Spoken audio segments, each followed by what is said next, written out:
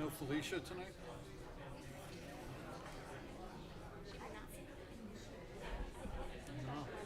We good? Okay.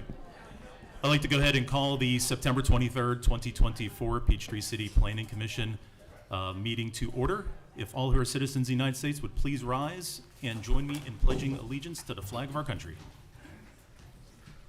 I pledge allegiance to the flag of the United States of America and to the republic for which it stands, one nation under God, indivisible, with liberty and justice for all.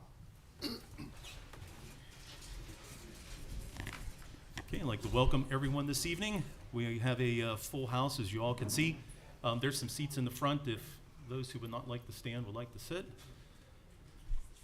And there's also chairs over here to the right also. Okay, staff, any additions or deletions? So this afternoon, we did get a written request from the applicant for the special use permit to postpone their public hearing. They have an illness in their team and would not be able to make the meeting tonight. And so since that request came within that 24-hour period, we couldn't change the agenda. And so it is up to you all tonight if you would like to accept their request to postpone to the October 28th meeting. Okay. I think that's a good idea. Could we go ahead and have a motion made? Move to postpone the special use permit request until October 28th. October 28th. Okay, do we have a second? Second. Okay. All those in favor, please signify by saying aye. Aye. Okay. Postpone till October 28th. 28th. Okay. So we will re-advertise that. We do have time, and we'll repost on the property with the new dates. Okay, perfect. Anything else announcement-wise? Not from staff. Or additions and deletions? So, skipped ahead. So I have one request. What I'd like to do, as you can see, we have quite a house this evening. I'd like to go ahead and move the new agenda items as we have in the past ahead of the public hearing to let those applicants go ahead and present and us to go ahead and review and approve or deny. So I'm going to need a motion to go ahead and make that change. Motion. So moved. Do we have a motion? So moved. Okay. Do we have a second? Second. Sorry. Okay, so we have a motion to move new agenda items and a second. All those in favor signify by saying aye. Aye. Aye. Okay. Great. Well then, oh, I'm sorry. Oh, it's okay. Did I Anything else for additions or deletions? no, sir. Okay. Announcements and reports. Not this evening. Okay, so I do have one announcement. Tonight is Mitzi Johnson's last meeting as a planning commissioner. I wanted to thank Mitzi for all her time and her dedication to the planning commission, but not only the planning commission, but also the citizens of Peachtree City. So thank you very much for everything. We will miss you. But thank you very much. Okay. Yeah.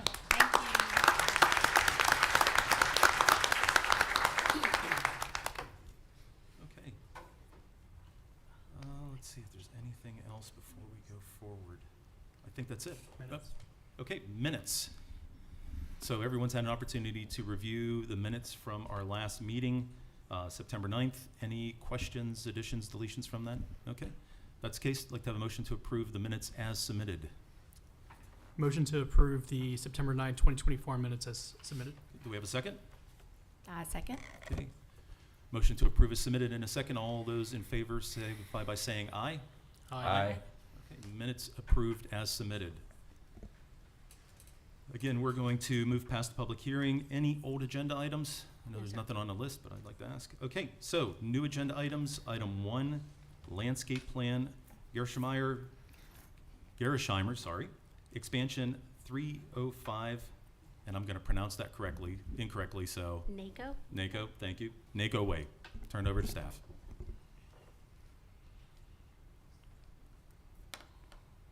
If you double click. There you go. I'm trying to get it down to the. All right, there we go. All right, so here we have a zoning map showing you the location of the property, which is located here in the General Industrial District. This is Necco Way right here. just as a reminder, this road, Necco Way, will be extended when this property and the property across the road during the development of those two properties. And just for reference, so you can see without the colors, on the right is the aerial photograph that shows you the property in relation to the Plantera Golf Course down here. And then over here is a large detention pond, and the access to the property is off of Clubhouse Drive right here. And then the truck access will be coming off of the extension of Necco Way. So moving ahead, here we have a landscape plan with all its pretty colors. So the impervious surface on the property, which is including buildings, drives, and parking areas and sidewalks for both Building 1 and this future Building 2, is 348,136 square feet. And based on that impervious surface, the requirement for caliper inches is 1,044 of canopy trees and 696 inches of understory trees. The City Council has granted Gershire an exemption from alternative compliance methods as long as they provide at least 50% of the required caliper inches. So their proposal is for 522 caliper inches of canopy trees, which is the 50%, and 476 inches of understory trees, which is 68% of the requirement.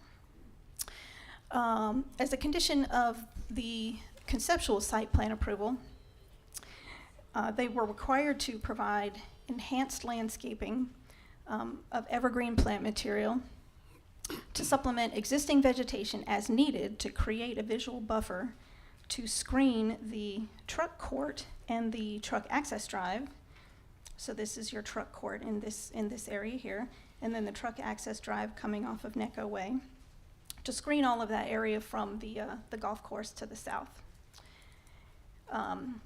They have provided several cryptomerias all along the edge of the property here. Those will be mixed with existing pine trees. And then the two stormwater ponds down here are surrounded by mostly cryptomerias, but also some bald cypresses mixed in. I believe that's what those are. Yep, bald cypress. And then on the hill, on the slope here, as it slopes up to the truck court, there are several, this light green are southern magnolias. So those will get nice and large over time, adding sort of a second layer behind all of these deciduous trees to provide some screening there. Let's see. I think that's about it. So staff is of the opinion that the proposed landscaping is meeting this conditional requirement, and it is meeting at least the minimum 50% of the required caliper inches, and we recommend approval. Okay, thank you. Is the applicant or applicant representative present this evening? If you'd like to come up to the microphone, please. And give your name, who you represent. Good afternoon. My name is Andreas Kirschenbauer. I'm the head of purchasing and part of the plant management for Gerresheimer. Usually you see Fred Howery here, but he's in Europe right now, so I represent for him. Okay. Do you have anything else to add? No, as Laura already mentioned, we focused heavily on the shielding from the golf course and also on the back entrance, the employee entrance from Clubhouse Drive. Okay, thank you. Okay, I'm going to ask if there's any questions from the commissioners. I'm going to start with Commissioner Kriz. No questions. No questions. Okay. Johnson. I have no questions. Commissioner Reeves? No questions. Commissioner Leyland? I don't have any questions. either. Okay, I'm going to go ahead and keep it back with you. Any comments? I do have a general comment. I like the plan. I think this is a good landscape plan, and I believe staff's opinion is correct, that it satisfies what they agreed to. But as a general comment, I'm not a big fan of these big exceptions with respect to the alternate satisfaction of the planting requirements. I appreciate that it was from a prior council that granted that exception, but I'm not a fan of that kind of exemption being granted going forward. Okay. Commissioner Reeves? No Comments? comments. No Commissioner- comments. Looks fine. Commissioner Chris? Looks great. I'm a big fan of the cryptum areas on the golf course side. But, yeah, no further comments. And I'm in agreement. I think it's a very, very good landscape plan, and it'll be, again, a nice new addition to the city, as well as protecting the views of the golf course from the new building. So, thank you. Okay. Appreciate that. With that, do we have a motion to approve the landscape plan as presented? Move to approve the landscape plan for the Gersheimer expansion at 305 Naco Way as presented. Okay. Do we have a second? Second. Okay. We have a motion to approve and a second. All those in favor signify by saying aye. Aye. Okay.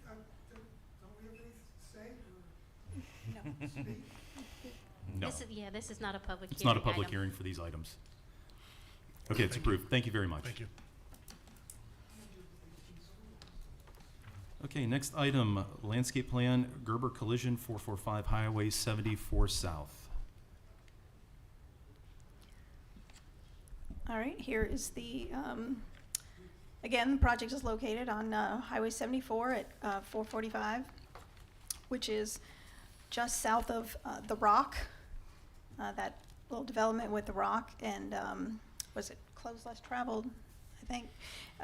Anyway, 445 is this one, and it is right next door to 425. So I'm showing you both those properties, and you'll see why in a minute.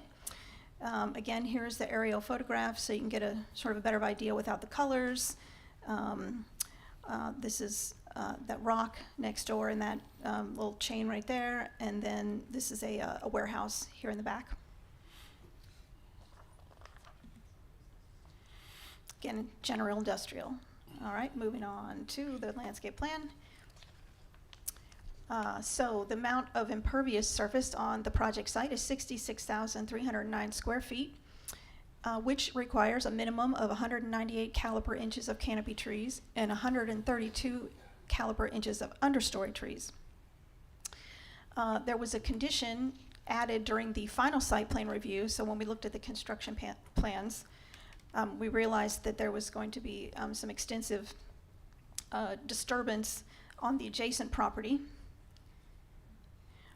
in this area for some installation of some stormwater facilities. So a condition was imposed that the 60-foot landscape buffer, which is typically required, would have to be reforested in place of that disturbance. And the trees that are being proposed, as you see up there for that replanting, are not going to count towards the minimum 50% requirement. So the proposal is for on the project site itself. So the project site is the 445, not these extra trees here. Is for 189 caliper inches of canopy trees and 108 caliper inches of understory trees.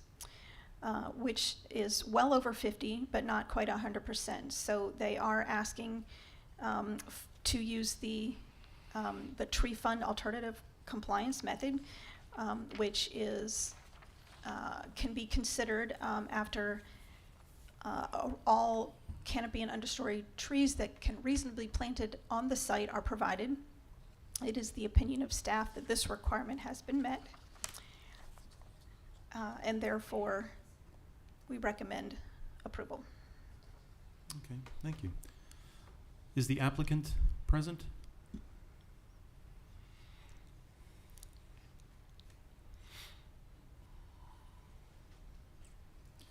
Timing is everything.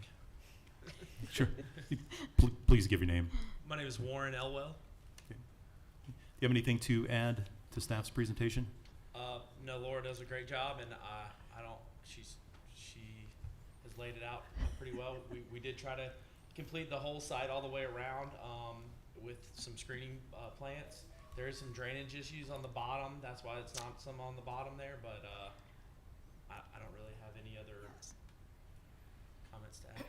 He's talking about right here, instead of an earlier version had trees along here, and till the site was investigated a little bit further and realized there was a lot of drainage coming from the adjacent properties. So he's proposed a gravel, also riverbed instead to collect that water. Okay. And then also, there are several utilities underground right here at the edge of the stormwater pond. So they couldn't do, large trees with, heavy, large roots and stuff. So instead, they're proposing the arborvitaes right here along the edge of the driveway to help screen the stormwater pond. Okay, thank you. Okay, open up for any questions. Commissioner Leota, start with you. I just have a couple of questions for staff, actually. Could you just point out for us specifically where the buffer that was supposed to be preserved was disturbed and where they're proposing the mitigation? So 60 feet, let's see, look at it a little bit closer. The 60-foot line runs pretty much right in front of these trees here, and if you were to just carry it across, it would be all right here along the front of this.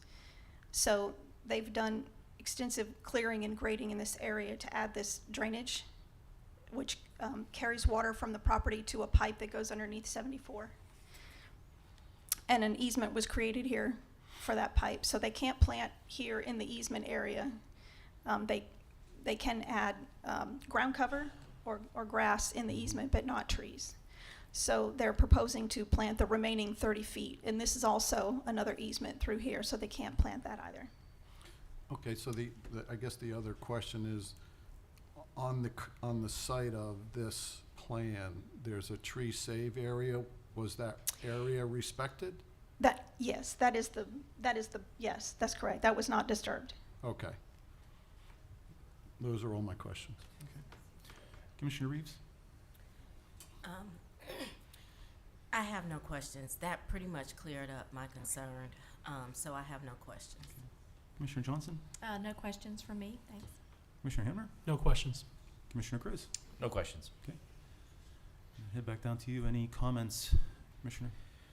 Looks good. Commissioner Hammer? Yeah, Laura, thanks for explaining all that. That was great. Thank you. Yeah. Okay. Commissioner Johnson? I think it looks great. Commissioner Reeves? No comments.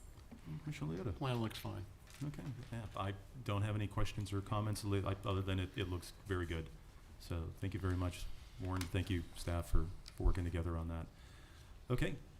Do we have a motion then to approve the landscape plan for Gerber Collision 445 Highway 74 South? So I'll make that motion. I'd like to make a motion to approve the landscape plan for Gerber Collision 445 Highway 74 South. Okay. As Second. presented. I'll second. Oh, we have a second? Okay. We have a motion to approve in a second. All those in favor signify by saying aye. Aye. Okay. Landscape plan 445 Highway 74 South for Gerber Collision is approved. Okay, moving right along, conceptual site plan Magnolia Dental 100 Gates entry. All right. So this area might look familiar to you. Not too long ago, we approved a development on the neighboring parcel here at 101 Gates entry. Now we're looking at this parcel right here.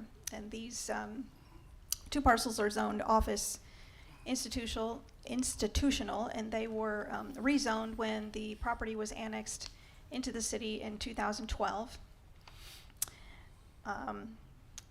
Again, zoned OI, and so the use is permitted as proposed for the Magnolia Dental office. Well, let's move to the site plan. There you go. The proposal is for a 12,000 square foot dental office complex with 59 spaces. And the site plan is meeting all of the zoning, building setbacks. The site area is 1.84 acres. And there are several zoning conditions that apply to the lot based on that rezoning. And one of them is there's a maximum building size for the combined buildings on those two lots of 20,000 square feet. And the building on the adjacent lot is about 4,800 square feet. So that plus this at 12,000 does meet that test of being less than 20,000 square feet at about 16,848 square feet. So it does meet that requirement. Another requirement is that parking shall be located so as not to be visible from the internal road as you enter the development from State Route 74. And it is not. So obviously you see the site plan is situated so the building backs up to Highway 74 and the parking is sort of out front and then over to the side. So as you turn in to the development, all you see is the corner of both of these buildings.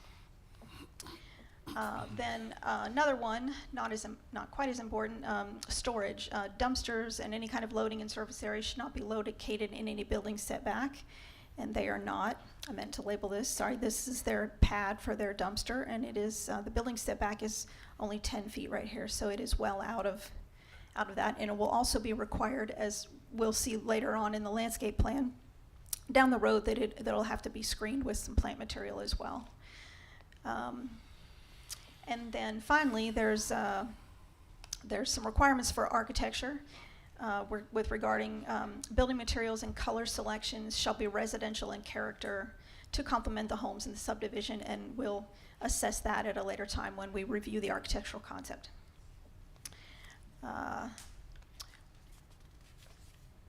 So the parking requirement is for one space for every 250 square feet, which is 48 spaces. They are providing 59, which is just under the maximum permitted, which is 125% of the required spaces. Just to point out that there is no additional buffer required along Highway 74. This existing buffer is owned by the Gates Neighborhood Association, so that is dividing the parcel from the highway. And there's a nice existing buffer here already, and also a berm. And then this transition yard is also owned by the Gates Neighborhood Association, which separates and is also already planted, providing a buffer between the office parcel and the residence. The closest multi-use path connection, Section 706 of the Land Development Ordinance requires multi-use path connections. And the closest path, there are no new paths proposed in this area, so no connections to be made. You can easily connect to the closest path through the neighborhood streets, and the path is located at the Mead Athletic Fields. Again, no additional tree-safe buffer is required. And that about sums it up. So staff is of the opinion that the proposed site plan meets the ordinances and recommends approval. Okay, thank you. Do we have the applicant or representative? Good evening. Jefferson Brown Architecture. We're grateful for this opportunity to be involved in another project that I believe are bringing very high quality to the community. We did meet with the Gates HOA, and we listened and we presented some concepts, and we landed on this one with some direction and input from them. And part of that was coordinating. They have an irrigation system for the existing berm and the landscape that's out there, and there's some lines that run through the property. We're going to provide conduits at the entrance area if this is approved, so that they can continue to run their water lines through and move them over, no big deal. We have the well and things like that. One of the concerns, as always, was moving the dumpster as far away from the residences as possible. So that's why we picked up that location, and we tried very much to put as much of a buffer in as we possibly could between the residences and the building itself. We are proposing an architectural style that'll be complementary of Dr. Bergassa's project, which is already in place. And then the last comment was on the parking. Medically, we typically we like to get 5 parking spaces per 1,000 because of the amount of patients, and you want to always provide access. So that is why we went up as high, went with the number that we went with, because we're trying to make it, the building accessible to everyone. Thank you, Jefferson. Okay. Any questions? Commissioner Johnson? So I just had a couple questions. So just to confirm, the dumpster will be shared, right? There's just one dumpster location? That is correct. We have Okay. 3 dental practices that'll be under what looks like a single building, Okay, and they will all share that location. okay. And then what about signage? Will there be any like monument sign or just like building signage? There are requirements on the signage. Once we go to the building elevations, we would like to present a signage package that will be brought for Okay. review and approval then. Okay. And since it's not located close to golf cart access, then there's no golf cart parks? You're just doing regular parking spaces? That is correct. Okay, Standard spaces. okay. Those are all my questions, thank you. Commissioner Reeves, any questions? No questions. Commissioner Leota? Any questions? I just had a question about Commissioner Cruz's favorite topic, which is golf cart parking. Since we have 11 extra spaces based on ordinance, might we be able to remove a few of those to get some golf cart parking spaces in? Well, golf carts can certainly park in the parking spaces, so we're not precluding them from moving in. Ideally, again, because it's medical and we're moving a lot of patients through, especially with the pediatric practice, you want larger lanes so that they can load and unload safely.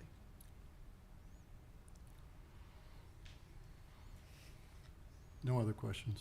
Okay. Commissioner Cruz? No questions. Commissioner Hamner? No questions. And I don't have any questions.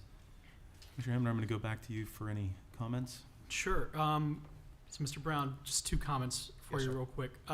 Number 1, thank you for reaching out to the HOA and working with them. You've probably seen there's been we get a lot of these kind of conceptual site plans where people don't talk to the neighbors and things like that. And so I appreciate that and getting their input on that. And number 2, you were saying that the architecture design is going to be similar to the orthodontist office. That looks, I think we were all really impressed when that was presented to us. So we're looking forward to seeing that as well in the near future. We're definitely going to complement it. Not Excellent. copy it, but complement it. Yeah, it's going to look good. Excellent. Commissioner Cruz? Yeah, I'd like to echo what Commissioner Hamner said. Thank you for working with the HOA. I think that's important.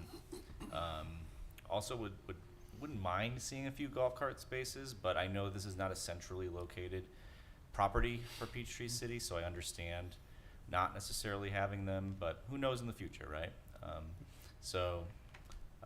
Yeah, I think it looks good. Commissioner Johnson? No comments. Commissioner Reeves? No comments, other than to just thank you once again for reaching out to the HOA. That's always important. And Commissioner Leota? No other comments. The only comment I have is again, in both Commissioner Leota and Commissioner Cruz, brought up the golf carts. I think one of the things that we're in a bit of a catch-22, if I would say it that way, with medical facilities, especially medical facilities, that we're finding out that parking is pretty much maxed out. I think with a lot of them, and in fact, I've heard some bad things about, folks looking elsewhere because they're pretty much landlocked into the parking they have, and the only way they could add more is to basically go up, and we know the cost associated with that. So definitely like to see you adding more than what's required, because it will probably be maxed out at some point in time, no doubt. But if there's any way creatively that you can go ahead and take a look and see if there's any options for any golf carts, would be much appreciated. And I know you always do in your plans, but yeah, if you can sharpen your pencil a bit and see if there's anything that can be done, I know we'd all appreciate that. I will do it. I appreciate it. Thank you. Okay. With that, do we have a motion to approve the conceptual site plan, Magnolia Dental, 100 Gates Entry. So moved. Okay, do we have a second? Second? So we have a motion to approve and a second. All those in favor signify by saying aye. Aye. Okay, conceptual site plan, Magnolia Dental, approved. Thank you. Okay, last of our new agenda items, the building elevations, indoor training facility and warehouse, 1001 MOBA Drive. So I know we're all excited to get to the main event, the open, and we're still with the openers. However, it is no less important to the applicants, 1001 MOBA Drive for their indoor training facility. Here is the conceptual site plan that was approved recently by this commission, just as a reminder. So the elevations we're about to review, we're going to consider this one that faces 74 the front of elevation of the building, because even though it has literally 3 front yards, we believe that 74 is the one that's this one is going to be the one that's seen most by the traveling and visiting public. And so therefore, this side, which is the north side, will be a side, and the south side will be a side, and then these will be the rear. So, moving right along. At the bottom of each of the following slides is a colored line drawing. This is of the elevation facing 74. And as a reminder, these are the 3 individual tenant spaces. You can see that they're marked by raised parapet, some bricks around, awnings, different color highlighting the entrances, as well as the side or what is the front of the indoor pickleball facility is fully brick. And so that's what you're looking here is the brown is a brown brick, the gray, dark gray is a dark gray brick, and then you've got dark gray brick and light gray metal panels, and again, metal panels. So this is what it would look like as you're turning into MOBA Drive. So there's your 3 tenants. And then if you were going south on 74 and could possibly see through the landscape buffer there, this is what it would look like. And then going on the north side, so again, this is the side that is facing the interior parking lot. This is the main entrance to the indoor training facility for the pickleball user. And you can see that they've highlighted that entrance with a lighter color brick. They've got a brick, what we call a water table, along the whole entire side of the building. And then you've got that end cap that is turned from, so that it's got a nice visual edge and not just capped off at the front. They've turned the brick all around this corner. So then there again, just if you were pulling into the parking lot and got one of the last parking spaces to go into your pickleball facility, this is where you would enter. Moving around, this is what we call the back. The back does not have a requirement for any kind of brick. They have carried that water table across. It is not composed of brick, but then at least you don't have like a metal panel just touching the ground there. But you can see most of it is a metal panel. Again, they've turned that brick around that corner so that it doesn't have that rough edge. Wanted to highlight here, and I forgot on the previous slides, they've got about 11% brick on the back, but again, they don't have a requirement or a standard on the rear.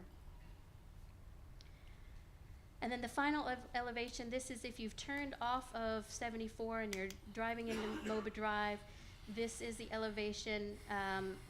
It's a little hard to see here, but remember you've got an L-shaped building. And so this is the end of that L. It's 100% brick, as you can see in the elevation here. And then this is that long edge, that's sort of that indoor or that sort of internal truck court is metal. So when you carry all of that together, it's 55%, but when you really, what you'll really see on this road, it's actually 100% brick. And just to review those percentages on those previous elevations, I forgot to highlight the standard or the rule of thumb, like we say, it's a should statement, not a shall, is 50% brick on the side. They have reached a 45%, considering the size of this building. staff believes this is meeting the intent or the spirit of the requirement. And then the final one, the front elevation, again, they like the standard or rule of thumb is 80%, and they're just there at 79%, with a nice solid architectural design for the front. The neutral colors meet the requirements of having non-abrasive and natural and neutral colors in our ordinance, and so staff is of the opinion that the proposal meets the ordinance requirements and is recommending approval. Okay, thank you. We have the applicant. Good evening. My name's Chuck Ogletree with South Tree Development. We are the developer of this project, and we've been working with staff and our architect Jefferson Brown both to come up with this design. We've gone back and forth a little bit. I think we've ended up with a great looking building, so I'll be happy to answer any questions you might have. Sure, thank you. Good, and start with Commissioner Reeves. Do you have any questions for the applicant or No staff? questions, thanks. Commissioner Leota? I do have a couple of questions. When I look at the renderings, and I think the color schemes are very nice. I think they all blend together. But it appears, and maybe I'm seeing it differently than the way the architecture is designed. It appears that all of these facades are all in one plane. It's kind of a flat facade other than the canopies that you've introduced above the doors. Is there any way to add more elements to maybe the windows or something to make it not such a long, flat elevation? There's some differences between the brick and the metal panels. There's some recessed areas anytime you change from brick to metal panels. Some of the canopies, some of the door openings. I mean, there's slight differences in the change in elevation there, but we're trying to change the brick colors, the panel colors, to kind of give you that depth perception as well. But it's difficult to start trying to bump it out back and forth on this type construction. So we try to do that with the facade as opposed to doing it with the structure itself. And Jefferson, if you've got any thoughts or ideas on this as well. Jefferson Brown, Jefferson Architecture. Yeah, this type of industrial architecture, what we do is you use colors. And the dark color actually kind of recesses in to create that effect that you do want to see. And the building is going to articulate in and out. According to the overlay requirements and things that we have as far as articulating parapets, moving those materials in and out, we didn't exceed 75 feet. We can go, I believe, 100 to 125 feet before we articulate it. So we actually broke the building up much more than what was required. And then we used materials, like that metal panel is actually going to be recessed back 5 inches. We don't have to do that, but we did that. And then that'll create another relief and an extra shadow line. And then we worked really hard. The program requirements for tournament pickleball, having those requirements so that you can have national championships and things like that, that's what drove the overall height. And then we worked backwards into that, and that's how we came up with the heights. So taking that height and then trying to make it not look too horizontal, we brought the massing, we ran up and down as much as we could to make it work. I hope that answered your question. I think you did. Thank you. If I heard you correctly, there is going to be some articulation in the facades themselves. They're not going to be all just That is correct. straight walls. And it's all done by materials. And then the awnings do add that extra shadow line. Right. It's going to be, for an industrial building, it's going to be very exciting. Those are my only questions right now. Okay. Commissioner Johnson, any questions? No, I kind of had the same question as he did, just kind of wondering, is there going to be some more dimension or depth? But I hear what you're saying, and that makes sense. So. Commissioner Hammer? No questions. Commissioner Chris? No questions. Okay. Commissioner Chris, any comments? For a warehouse and a gym, it looks like a very nice warehouse and a gym. So I think it looks great. Commissioner Hammer? Echo Commissioner Chris's comments. Looks great. Commissioner Johnson? I know a lot of people who are very excited to get this in, pickleball has just taken off as a new favorite sport. So I know a lot of people very excited about this. Commissioner Reeves? It looks great, thanks. And Commissioner Leota? No other comments, thank you. Yeah, and the only comment that I had was actually from Commissioner Leota and Commissioner Johnson is, you know, is there any depth? It's kind of tough to see in the rendering sometimes. So thank you for explaining that. Being able to get that from the change in materials, like you said, as well as the shadow lines and sight lines too. So I think it looks very nice for like you said, an industrial complex as compared to some that are out there. So thank you. Okay, so do we have a motion to approve the building elevations, indoor training facility, and warehouse 1001 MOBA Drive? So moved. Okay, do we have a second? Second. Okay, we have a motion to approve in a second. All those signify by saying aye. Aye. Okay, building elevations, indoor training facility, and warehouse 1001 MOBA Drive is approved. Give me just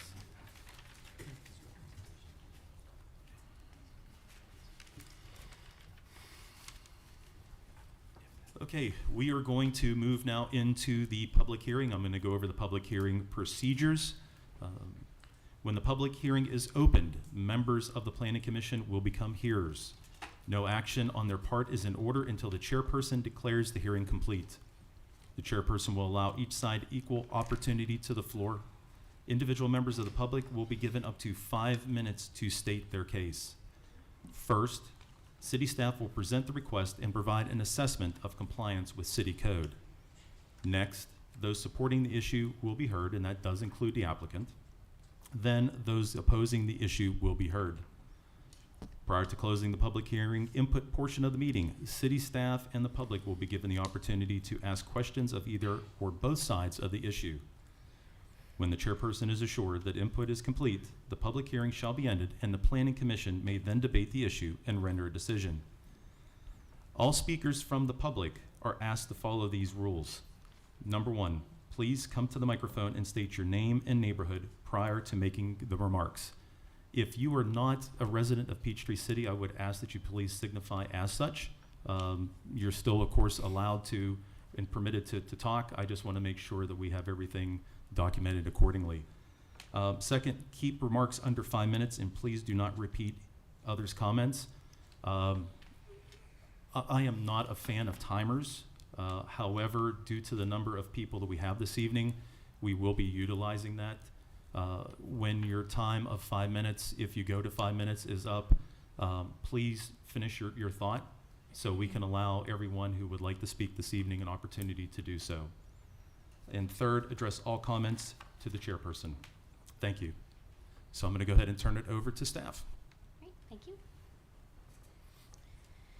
So the request is to rezone 14.6 acres of the 38-acre tract located at 201 Aberdeen from GC General Commercial to GR, which allows up to 12 dwelling units per acre, which in theory is up to a maximum of 175 units of active senior living. You can see here, this is Aberdeen Parkway, sort of shown by that light. This is the Crown Plaza property tract, and then the blue area is what they're asking to rezone. Majority of the development is located on the undeveloped portion of the property. They are not redeveloping or making any major changes to the Crown development, and therefore it's not part of the request. And as you can see, there are 2 internal courtyards created by these maximum 3-story tall buildings with a community building up front. Excuse me. When required by our ordinance, the review criteria for rezoning are these 6 that are listed up here. I'm going to go through the first 4 that are really can be done at a staff level. The remaining are sort of the applicant's responsibility. The first one is whether the zoning proposal is in conformity with the policy and intent of the future land use. plan. It's basic, there's two parts of that. There's the comprehensive plan policies and then the future land use map. So staff has identified these bullet points, these policies that are addressed by the request. What you have here is a screenshot of the comprehensive plan identifying these village center outlines. So where you see the different colors is the area of what is defined as a village center. These kind of pinkish purple circles are just a way to sort of keep that village center centralized as opposed to sprawling out. It's called a 15-minute walk circle. And those policies that have been identified is the creation of a safe, walkable, aesthetically pleasing village center that includes spaces for social gathering, maximizing the utility of existing infrastructure and reducing the impacts of suburban sprawl by encouraging sound financial stewardship and redevelopment of property, to continue using enhanced landscape standards throughout the city. Oh, that's going to be one of the ones that staff comments comes back to.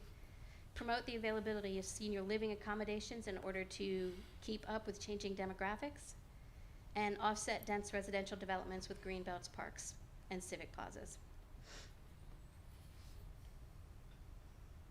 The other part of that first review criteria is whether it complies with the future land use.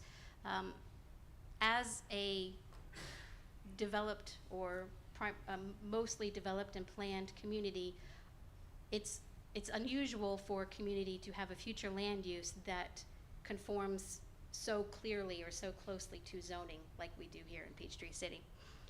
And so what you see here is the future land use for this property highlighted in the yellow. That dark black outline is the village center outline. And then the future land use for this property is commercial. The appropriate land uses in a village center are listed here, and that includes single-family cluster with 3 to 6 dwelling units, multifamily with up to 12 dwelling units, open space, office, mixed use, and commercial. So you can see the multifamily is considered, per the comp plan, an appropriate land use in the village center. And those appropriate zonings that comply or kind of align with that future land use include GR, LUR for higher density residential, GC, general commercial, and then LUC for that mixed use.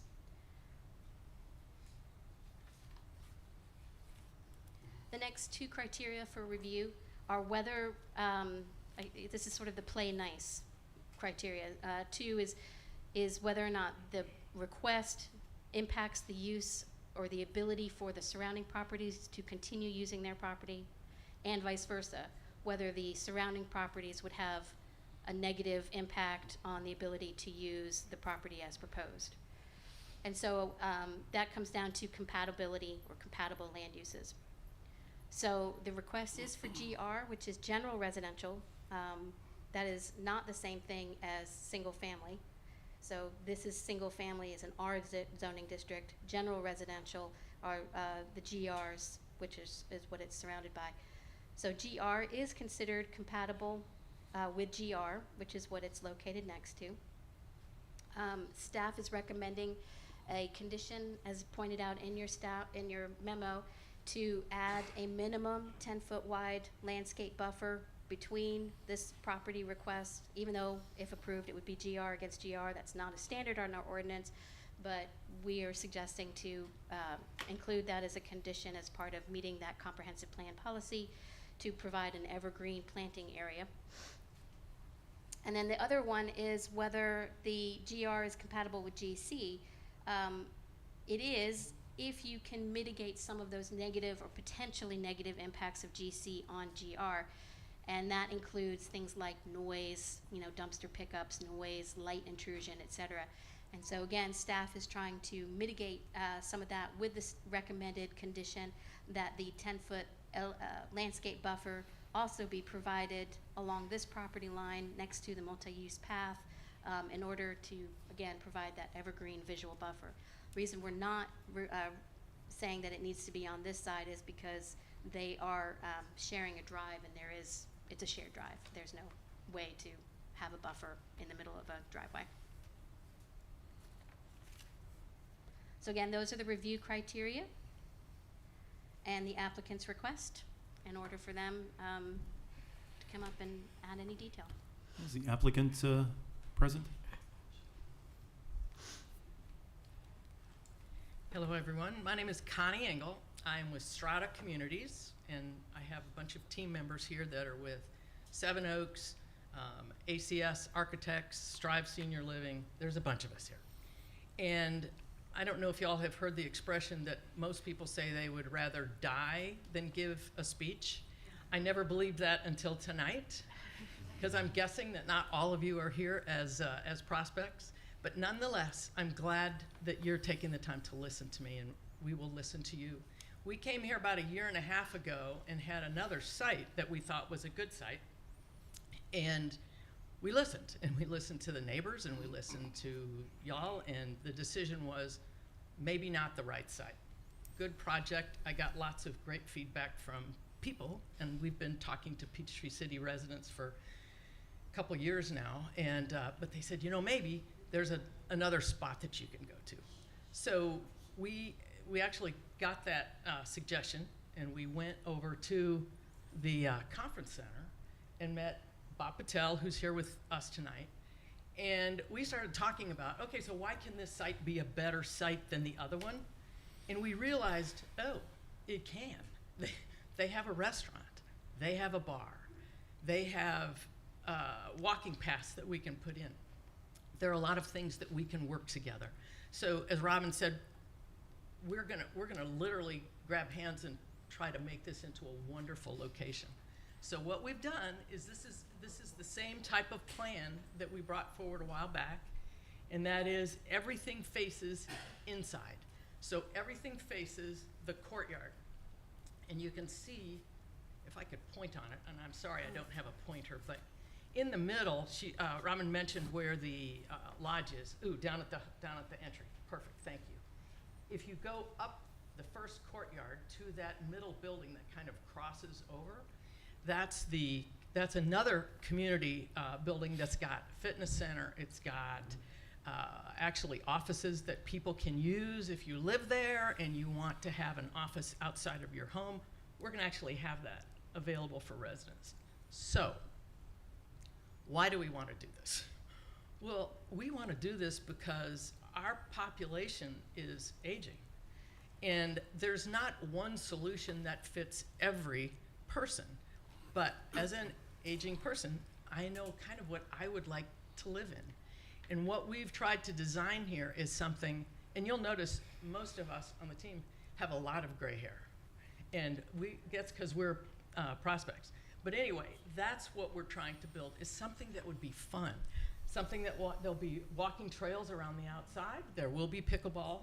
I'm glad to hear that pickleball's so big here. There will be pickleball. What it is not apartments. It is not assisted living. It is not memory care.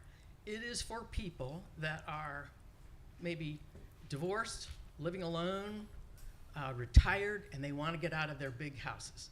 And so what you can do in a place like this, because it is for rent, and that's a good thing, by the way, it's for rent. You can sell your house, pocket your, well, we can talk about this later, because we'll all listen. But there's one advantage of an owner. We take care of the property. If we can, I don't want to talk about that now, but anyway, we can. So we're here to listen. We came here before, we listened, we took everybody's suggestions into consideration, and we would do that again. I don't know where I stand in my 5 minutes. I can keep talking. Pardon? I'm sorry, go ahead. I mean, I think we're Am I pretty good? there, yeah. Couple more things, and then I'll go. Healthy approach for seniors. We are doing an arrangement with Kennesaw State University and their diagnostic physiologists who have done studies on aging exercise and what can be done. And if you exercise correctly, you can actually reduce medications, and they are going to come and run that center for us. It's going to be awesome. So healthy approach, less about age and more about life stage. Lots of things to do, lots of amenities, and a community that you can enjoy and be around. And if you're living by yourself, it's a whole lot more fun to have people there with you. So there you go. Sure. Okay. Thank you, Connie. Okay, we're going to go ahead and go to those supporting the issue. So if there's anyone who supports the issue, if you'd please come to the microphone, state your name and neighborhood. Okay. And I just, well, folks, I just want to make sure that everyone understands that when we do close the public hearing portion, it will be closed. There will be no more public input, no more comments. It is passed over to the commissioners at that time. So if you do have anything to say, now's the time to go up and say it. So just going to ask if there's anyone, again, supporting the issue. Good evening. My name's Keith Larson. I live in Sandown Creek in Peachtree City. I'm in favor of this proposal, and I'm hoping, and I'm going to listen to your ideas. I hope you listen to some of my points. The original 1972 Peachtree City Master Plan envisioned Peachtree City as a new community oriented towards people of every age and income group. An attempt has been made to proportion the housing opportunities, recreational pursuits, employment capabilities, and educational systems to the profiles of real people and real situations. That's what we have.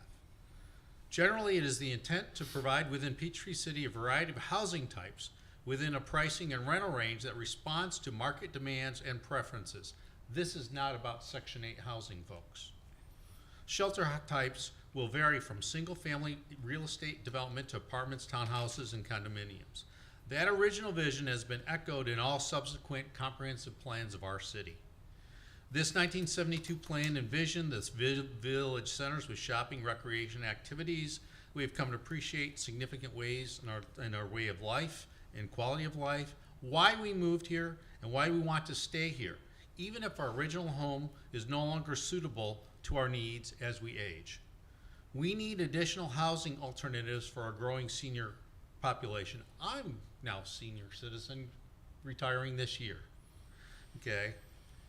And where we've reached a point that single-family homes will no longer make sense for some of our residents. But they don't want to leave the city that they've spent years in. This shift, in turn, however, makes available houses for families that we want to encourage and propose. This proposal is not the great big bad wolf, which sought previously to be a burden on the city and neighbors with little consideration for you. This infill design does not have those negatives of the great bad wolf with elevation of the building, reduced green setbacks, and traffic.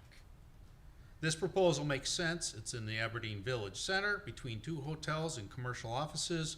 The surrounding required setback to the building and parking space should be required to meet existing standards and any landscape buffer recommended by the city council and commissioners. The central courtyard design should also reduce noise from residential activities. No new roads are necessary. As traffic impact, I live near Arbor Trace, senior apartments, and have visited Summerlee Village. Their residents are not frequently driving cars and use golf carts or the community van. There will be no work, drive time, or school surge, and the few vehicle trips should not be noticeable compared to the overall traffic demand and flow. We never see the traffic study calculate the estimated golf cart trips that are used as an alternate mode on the multi-use path system, which will further decrease the on-street vehicle count that you would expect from this neighborhood development. To the developer, thank you for including your parking plan to accommodate golf carts. Many seniors in Peachtree City at some point give up entirely driving their cars and only use a golf cart or the residence shuttle van. Also, please consider in your parking design to include covered golf cart and e-bicycle parking on both sides of the structure and include electrical outlets for charging. You might even consider visiting Summerlee Village for their design of covered parking for the cars and the bikes. So again, though I may be the only one here tonight speak in favor of this, I want you to consider that maybe someday Your single-family house will no longer fit, but you want to stay here. How do you do it? And you look around and, no, I don't want to live in the greens, thank you. Okay, and I got it. No, there's not available a garden plat, but again, that's a single-family home. I want a rental that fits what I'm available and my lifestyle and what I need, and this provides lifestyle.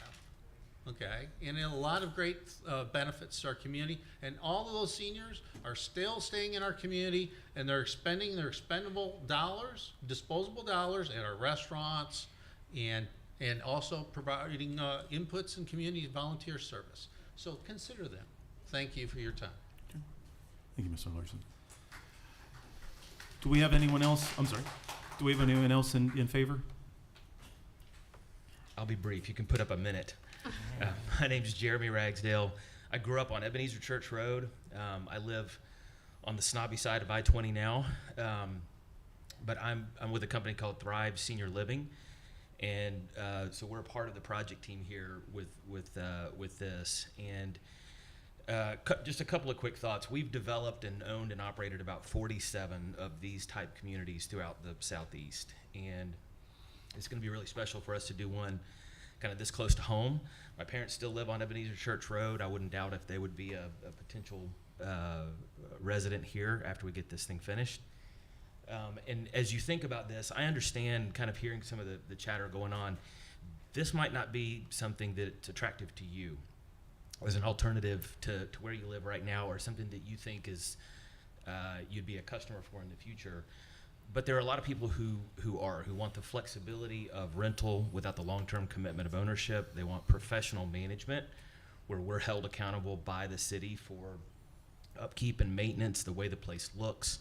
And we're also economically motivated to keep the place in great shape and looking great. It's a long-term investment for us. So while I completely understand all of the other concerns with traffic and density and height and all of those things, valid concerns, I just encourage you not to look at this through the filter of whether or not this is necessarily a product for you or not. So that's it. Thanks. Thank you. Okay. Anyone else?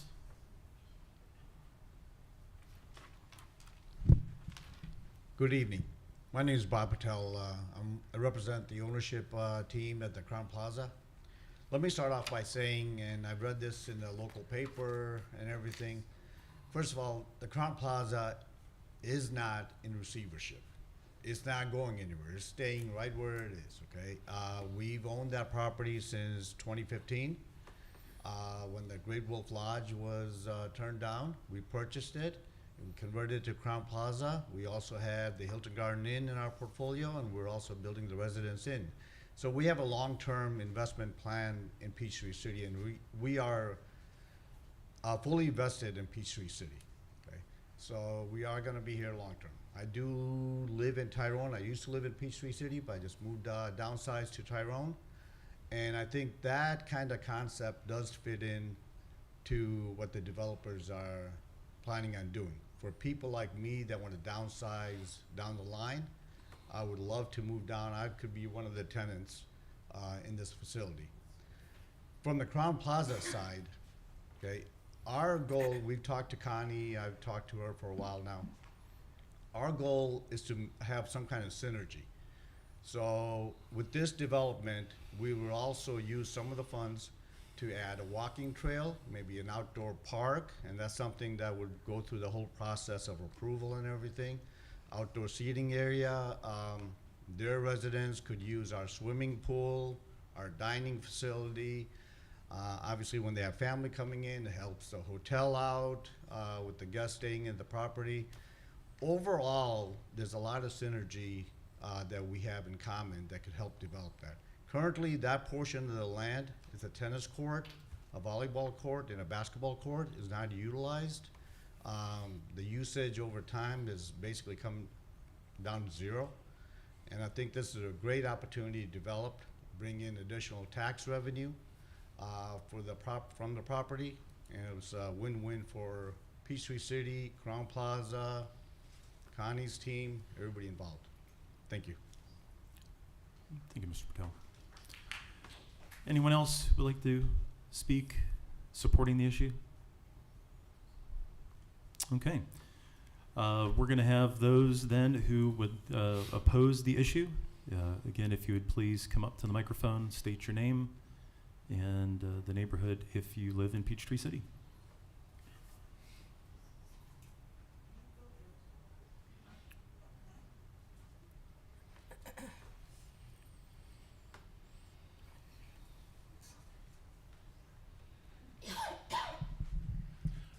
I'm John Dufresne, Preston Chase subdivision. I request you recommend disapproval for this rezoning because it doesn't meet our, or doesn't comply with our ordinances. Section 909.3 requires multifamily buildings to have 2 parking spaces minimum per dwelling unit for 350 spaces for this project. At 1.2 spaces, they're short of the minimum by 140, and that doesn't account for the staff parking they should have. Section 1004.1H requires a 40-foot rear setback because it's adjacent to a single-family residential. The drive cannot encroach into the rear setback because it's a structure, and no structures can be in the setback as defined by Appendix A, Article 6. To meet the 0-foot side setback requirement, Section 1004.4G limits each building to 16 dwelling units and must be separated by 20 feet or more. Each building has 21 to 22 units, and the buildings appear to be closer than 20 feet. Section 723.5A requires a minimum 50-foot wide greenbelt city-owned buffer for any residential development adjacent to both Aberdeen and Riley Parkway. That reduces the gross acreage and thus the number of units allowed. Section 1006.5J requires GC lots to have direct access to a public road, and this proposal eliminates Crown Plaza's curb cut and direct access to Aberdeen. Section 909.3 requires Crown Plaza to have a minimum of 622 parking spaces plus additional spaces for staff. I didn't have the number, so I couldn't calculate that. There are only 351 spaces. The reason may be there's an existing legal commitment to parking on the proposed GR site, possibly created by a special exception variance, Section 12 or 1205. Site plan for that variance should show where that parking goes. Section 909 states, every property owner must determine his actual needs and provide whatever spaces may be necessary beyond these minimums to remain in full compliance with the provisions of this ordinance. Crown Plaza isn't even close. Inserting residential zoning between GC zoning causes future problems. Section 916 requires GC properties adjacent to residential to have a 75-foot transition yard buffer. Commerce Drive properties would become non-conforming and will have to comply with the ordinances if they are redeveloped. That means removing all structures to include their buildings from the transition yard buffer. Appendix A, Article 6 defines non-conforming as a building, structure, or land lawfully occupied by a use that does not conform with the regulations of the zoning district in which it is located. The Crown Plaza property is non-conforming because it doesn't meet the minimum parking requirements. It lacks a transition yard buffer as well as a city-owned greenbelt buffer. Section 906.1 prohibits changing a non-conforming use to another non-conforming use. Crown Plaza property should be required to comply with the existing ordinances if rezoned by establishing a transition yard buffer along the adjacent residential zonings and putting in the required minimum parking. The applicant has a responsibility to show the proposal complies with our ordinances in order for you to decide yes. The applicant has failed to meet that requirement.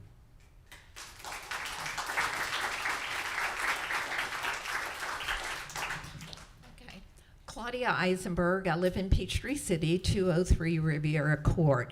I come tonight not totally opposed, but confused. I mean, I've been told that we have been led to believe that that we need more senior housing, while the ARC says that we're too high on seniors, that we need to work to bring millennials in, that we need to use our commercial property to bring businesses in. Again, I got the ARC says we're high on seniors. The HAC in March of 2018 said Fayette, Peachtree City risks becoming a retirement community. The Chamber of Commerce in 2018 says our population is aging out. We need more people who are not looking to retire. So I'm confused. I'm very confused tonight. I have my LCI maps that were handed out that said we needed to do this to bring young people families, that we were a dying community. So I'm totally confused over this, that we need another retirement home. I can't tell you, there are numerous retirement homes on 54 in Fayetteville. There is a huge retirement home in Fairburn, just at the other end of 74. There are retirement homes in Coweta.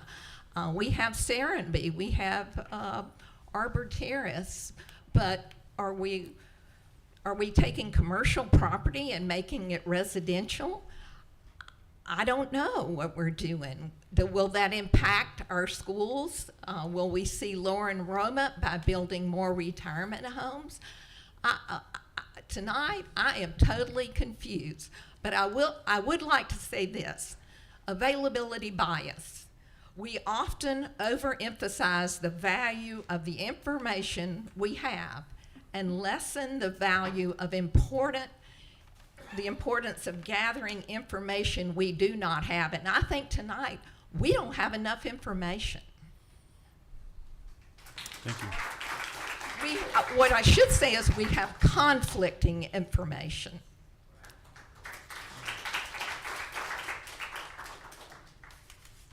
Good evening. My name is Lynn Roberts. I currently live in Crestwinds. I have lived in Highgrove and I've lived in Cloister over the course of 14 years. I have 3 young adult children. All went to college, all have professional jobs. None of them can afford to live here. Thank you for setting this up. What we need and what I've lived in the past and what I've seen in other communities and other cities, I've lived in several, are small cottage and bungalow starter homes. We have nothing like that. Everything is 1,500 square feet or larger, 4-bedroom, 2,000 square feet, half-acre land, quarter of an acre, third of an acre, whatever the rules are for Peachtree City. Millennials don't want yards anymore either.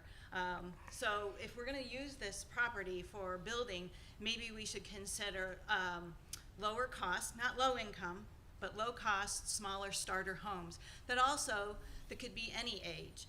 People who want to downsize and do an 850 square foot or 1,000 square foot or a 1,200 square foot single level home. They could also be 2 levels or a bungalow or a cottage, what we would call Cape Cod. We had those in the Midwest, and it was 1.5 stories. The 3-story, there's much that we don't like about this. It's 3 stories, a ton of concrete, a ton of parking, density. All of these people at 75 and 54 at high noon or 8 o'clock in the morning or 5 o'clock at night trying to go somewhere other than where they are.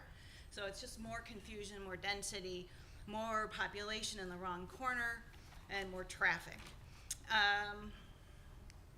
Let's see, duplexes, villas.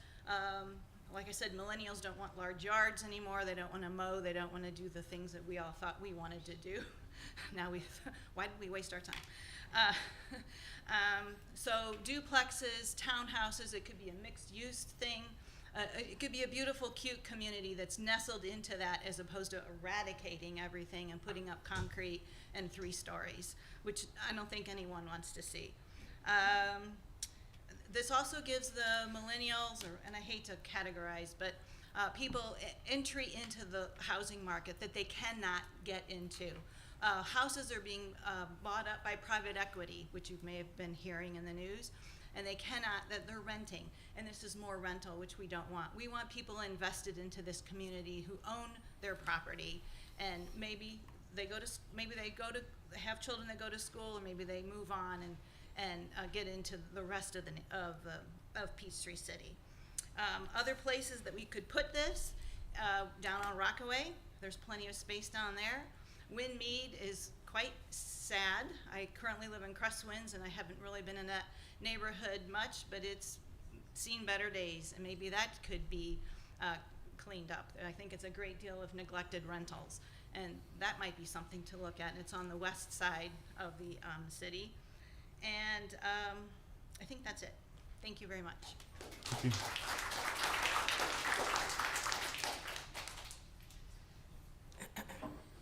Hi, I'm glad you're listening to us. I'm Linda Ellis. I live at 311 Haskell Knoll. I pulled down the rezoning proposal, and it's always interesting to me.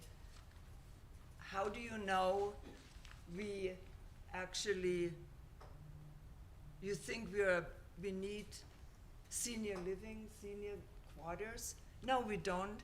In my little street, we have more young kids in the last couple of years moving in with little babies. We don't need this cement proposal.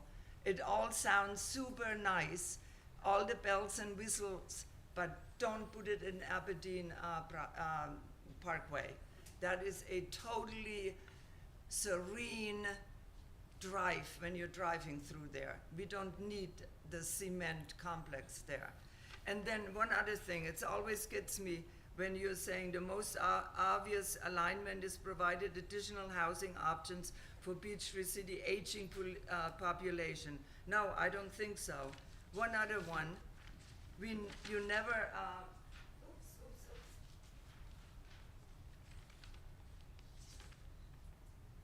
impacts on public facilities should be minimal and far below those of traditional apartments.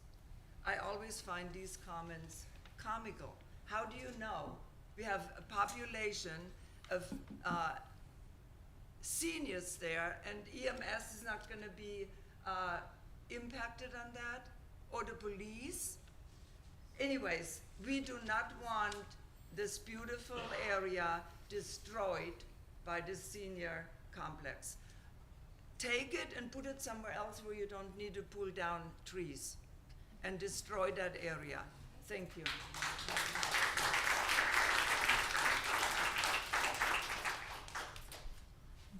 Do we have anyone else who'd like to speak in opposition? Hi, my name is Bill Russo. My wife and I have been in Peachtree City for 30 years. We live in Roxbury subdivision. What we need around this town is not more apartments. We need houses where people pay taxes. Next thing you know, they're gonna be running around, oh, we have to raise taxes for this, raise taxes for this, and we have all these people living in apartments that don't pay taxes. That's the part that I don't get. Like I said, I've been here for 30 years. We own our home. I don't wanna go somewhere where I have to pay rent again. I just wanna stay in my house. Been there forever. I don't understand what's going on here. Yeah, that's about it. Thank you.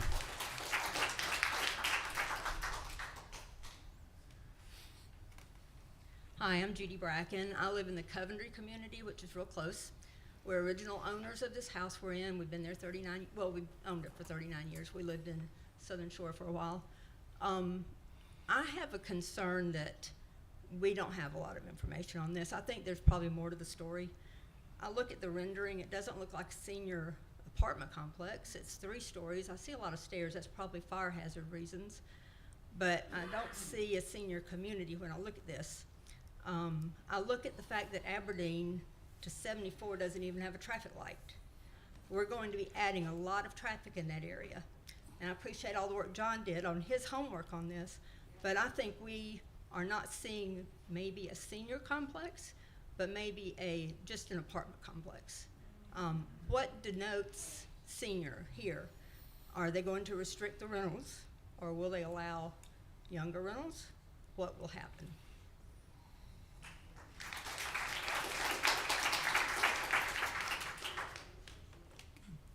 Anyone else in opposition? Hey, my name is Kathy Embry, and I live in Pine Gate subdivision right off of Aberdeen. And gosh dang it, I wasn't going to say a word. I have no speech prepared, but we just relocated to Fayette County, my husband and I. We're Gen Xers and brought 2 kids and left another county that this type of thing happened in that county for 15 years, and it basically ran us out of the county.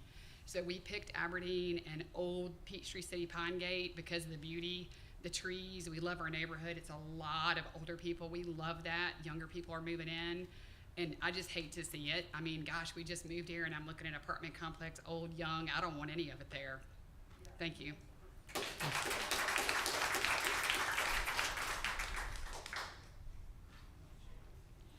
Hi, everybody. I'm Myrna Robson. I'm president of the HOA in Ridgely Condos. We have a variety of residents, younger folks, older folks, and that's what we want for Peachtree City. We don't want anyone to be excluded. Right now, we're involved with the expansions on 74 and 54. We have a problem in our city that has not been solved yet. We are hoping it will alleviate and make it better. We don't know that as yet. And I feel we don't need another apartment area to bring in more residents that are here for a short period, maybe here for a few years and gone again. We want, as in our community, we are set up on a resident ownership, and that's what I think Peachtree City is about. I moved here 36 years ago and have been very happy in the city and want to be here for a lot longer. And I hope you all do not approve this. I don't feel that it has been really worked out to be a viable option for us in our city. It's not what we started many years ago. I would hope it's nothing that we want to continue or elaborate on. Thank you.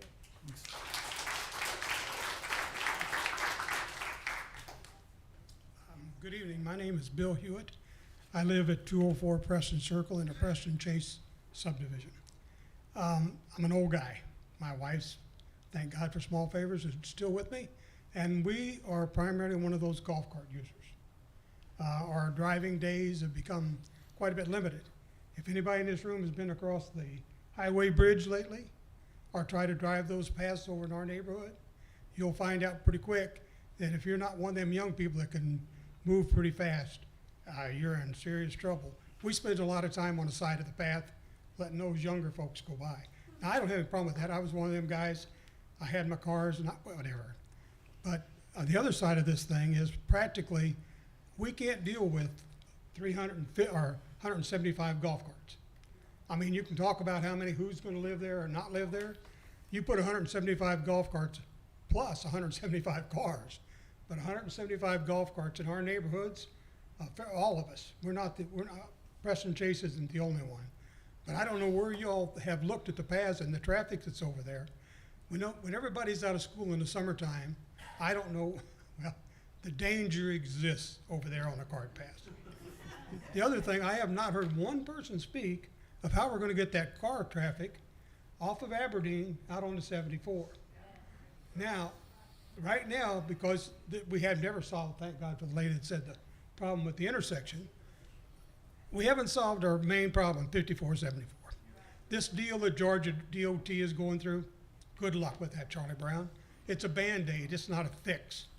So all those cars, right now, half the cars in our town are coming through our Aberdeen, through the back roads to get around that intersection down here, because from 7 o'clock in the morning till 10 o'clock, from 2 o'clock in the afternoon till 7 o'clock in the evening, it's backed up both directions. So all that traffic going to Quita County from Fayette County is coming through that neighborhood to beat the route. You're gonna stick another 175 cars on that. There's no traffic light. I've heard no conversation about a traffic light. It's gonna have to have a traffic light there or you'll never get those cars out into the traffic. So that's the two things. Expansion, building, new homes, multi-purpose homes, fine. You're talking, they're advertising active seniors, right? I take that as, I'm still relatively active, but I'm taking that as 55 and up is what they're looking for in this deal. Those are not retiree folks. Them folks aren't looking to downsize. I mean, they're gonna come from, God only knows, probably New York or New Jersey. I don't want to offend anybody, but they're coming south, you know? These people are not gonna be, they're 10% Peachtree people that'll move into those, maybe 20%, if you live here long enough. It's not gonna be Peachtree folks. It's new people wanting to come in here and come to heaven and Eden, or at least what it was. Okay, I appreciate you all giving my time. But my recommendation is turn it down without a whole lot of other investigation. Thank you.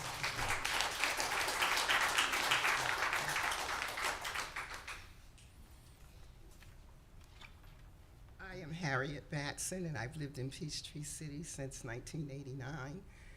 My husband and I moved here, and our 2 children graduated from McIntosh. They went off to Mercer, came back, and they still live in Fayette County. And as far as this retirement community, I understand what you're saying. We need it, but I think we need to do more investigation. I live on Roundleaf, and I'm just thinking, when I come out and I have to go through Aberdeen and you have this retirement community, what is it gonna do to the traffic? I really think it should be really investigated. I know what you're saying, that we need homes for seniors, but a lot of seniors, we have a senior community. I don't think we need more. If you wanna develop that area, maybe put smaller homes. I really don't want to see that either. But we need to do some more investigating instead of just saying we're going to put the seniors there. I'm 78. I am a widow, but I'm not moving out of my home. My home is large, but I'm content. You know, I feel, why should I move to a senior community? I stay where I am at. When it gets to a point that I can't drive, I'll drive my golf cart. But hopefully, I don't get to that point, and I see the plan, it looks nice, but to me, it looks like an apartment complex. It doesn't really look like cute little bungalows. So that's all I have to say. Thank you.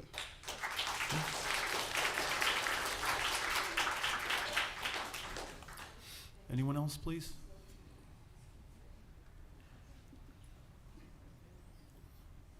I'm Bob Cowan. We live in the Colonnade subdivision. Lived here for 34 years now. I will echo what everybody else has said, and I don't want to repeat any. And I will definitely agree with what she said. I think even the appearance of this is not appealing to me at all. Possibly assisted living or something if you had to be there, but to me that's not very attractive. If you live there and you get out and you looked across a few hundred feet and you saw another balcony of somebody else standing there. I also think the EMS comment was appropriate. When you start bringing in a bunch of people, do we have enough EMS to accommodate that? Do we need another fire truck? Do we need another ambulance? Do we need more policemen, 2 more police cars? I think that's an impact every time you do increase the population. You need to look at what you need for your infrastructure as far as safety goes. But again, I would agree with what everybody else has said, and I think it needs a lot more discussion and to view it a little more. Thank you. Thank you.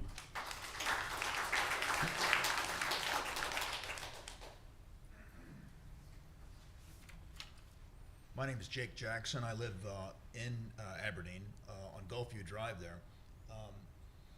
And every morning I look out my kitchen window and look at the intersection.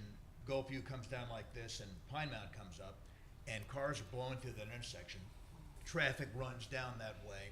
Now, I don't know how many Crown Victorias and town cars are going to be blasting through that stop sign, Mr. Chairman, but it is, so you do add some traffic. I say that to be humorous to some extent, but Waze does drive a lot of people through our neighborhoods, and I don't know how often the so-called seniors are going to be doing this, but our neighborhood roads are getting more clogged all the time as people find alternate ways to get around our real issue, the traffic problem in Peachtree City. Now, my heart goes out to the people who worked so hard to put this project together, because we're all standing up here saying the things we're saying after literally 2 years of hard work. So I get this. I do. Being in business, this is a big order. This is a large sale. And there's a lot that goes in behind it, and there are a lot of hopes behind this. But this is not a fixed pie. We don't live in an area where there's only one place to develop this thing. And my hope is that possibly, not being at the very center of all the traffic issues, the concentration in the middle of a forest, maybe that's not the only place to put it. Maybe it isn't the only place to put it. So my thought goes out there. It is also true that when you're working with development, you are by and large getting up every day, starting early, putting 40 to 60 hours in a week to do nothing but try to drive this through to get the work done and get the people housed, and that is all good. There's nothing wrong with generating revenue. However, that's a full-time job for folks who are developing this plan. Keeping Crown Plaza going. I've always thought that was a beautiful property. So I'm all for capitalism. I guess I'll just say that. I like that part. However, I think when you listen to us here speaking as residents, that there must be some kind of multiplier that goes with it too. We're not generating any revenue by coming in here and speaking here. I didn't know about this until 2 days ago. But, you know, I got up, came in, and now I'm talking to you now, Mr. Chairman. So I wanted to point that out. 30 years ago, when I got down here, when I moved with a small company to come down here, I remember getting on the payphone with my wife after driving out to Whitewater Creek from Peachtree City and saying that I'd passed more cows than cars on the way out there. And I was stunned, having lived in Denver and Fort Worth and Fort Lauderdale and all these large, overbuilt places. It was really a dream. My kids came into that neighborhood and they're like, "We feel like we're on vacation, Dad." I'm like, "Yeah, that's it." Now, when you plug in something like this, and I don't have any trouble with the design, I'm an optimistic person, but you don't have to do this here. This is not a fixed pie. There must be some other place. I'm thinking. So I go along that way, and again, my God, the work that goes into this is just tremendous. So those are my thoughts along those lines. I know you'll do the best you can, and I appreciate your comments. I appreciate that. My mother was at Arbor Terrace. She blossomed there. But that was strictly 55 and over. That was assisted living, and they've gone further into helping people further on. I don't know that this is the same thing. I don't know what the stipulations are about who can live here, whether you can bring it down to younger people. I don't know. That's a confusing thing. But those two points about us being outnumbered by excellent business people, and second, the idea that passing more cows than cars is a desirable way to do things, is what I wanted to say. Thank you. Thank you. Hi, my name is Leslie Dell. I live on Gulfview Drive as well. Moved here 12 years ago from Florida, from a very busy area in Florida, and much like what he just said, when we moved here with my kids, it was like paradise. We loved all the trees. I wanted an older home. I wanted some acreage. I was used to being in kind of like a cookie cutter development with a gate, and we didn't want any of that. We wanted something very different, and we just loved Gulfview. We loved all the trees. We loved the change of season. We loved that drive going down Aberdeen, and we've just seen so much growth, and not that I'm necessarily opposed to, but it's like if there's a little speck of land, it's like, what can we put in there? What can we build? What concrete can we stick there? We're bulldozing trees down. To me, the charm of Peachtree City, it's losing that charm. I mean, I was just in North Atlanta today with the concrete and no trees and buildings, and I'm like, ugh, I mean, I just couldn't stand to drive there. And it was like, I couldn't wait to come down here to this just oasis is the best thing that I can say. It's just everybody that comes here to visit just loves it. They love the whole charm of the golf cart paths. So for me, I want you as our planning commission to realize there's only one person that stood up here from Peachtree City that was for this, other than the developers, and I agree with what he said, a lot of work has been put into that, but listen to what we're saying. We don't want it.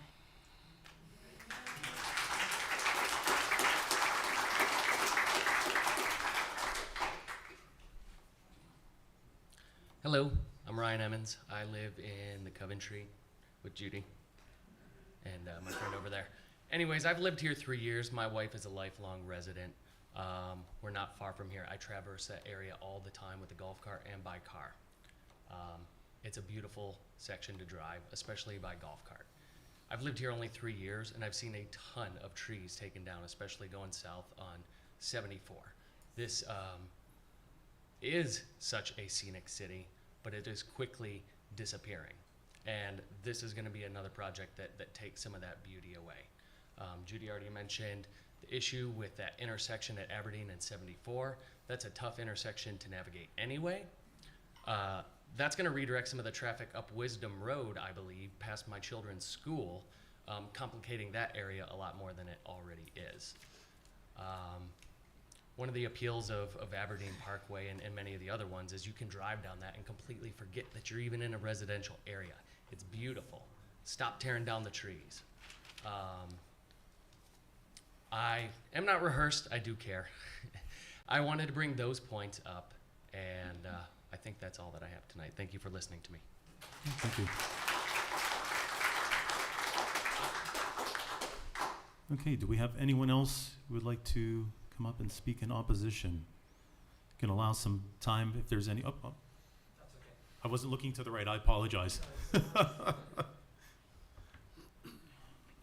Hey, my name's Daniel Klingler. I live in the Coventry. I've lived there since 2017, in Peachtree City since 2005, and my wife grew up here in 1984. So, lifelong residents.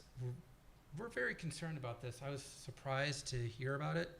I first heard about it. The citizen didn't pay too much attention to it, and then luckily we have a great board that says, hey, come on out, look at this. I looked at the plan, and I just am very confused about everything that has been proposed through the years, why we're trying to shoehorn huge developments in very small areas.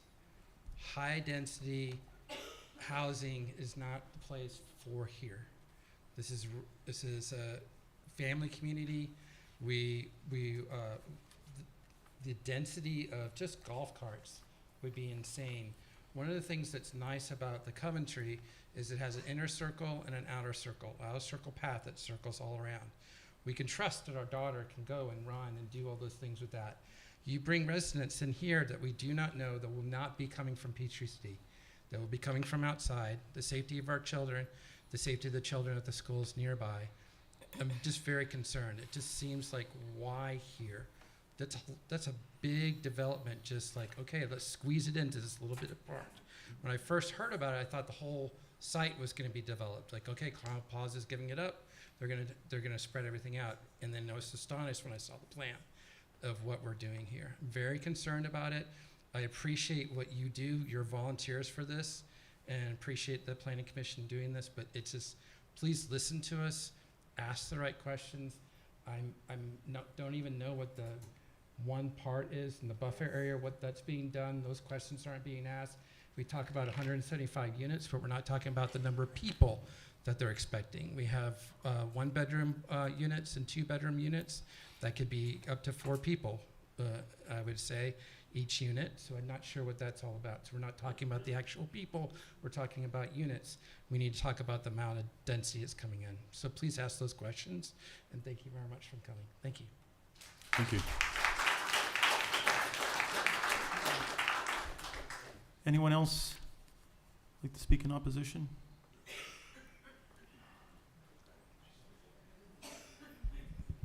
Hi, I'm Cal Beverly. I'm president of the Coventry Homeowners Association.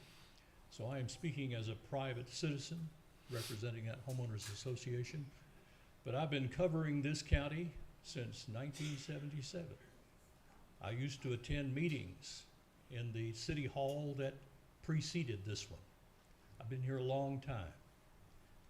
Aberdeen Parkway is the heart of Peachtree City. It is the heart. There is nothing else like it. Do you want to be the planning commission that puts a stake through the heart of Peachtree City?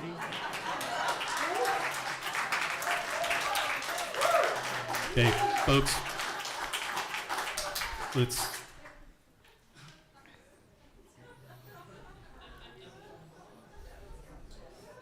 My name is Ralph Hale. I live in Crabapple Woods.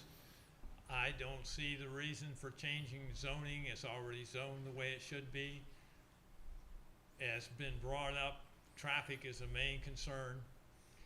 The developer says it's going to be for senior citizens. Is there going to be a law that says you have to be a certain age to live there? If it doesn't work out, they can't get enough people of that age in there, then can they bring in others, which will create even more traffic. If it's younger people, they got to get out and get to work and all that kind of stuff. I'm just opposed to changing the zoning. Thank you. Thank you.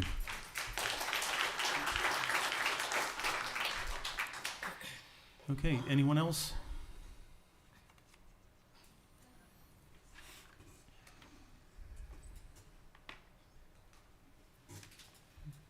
Nope, okay.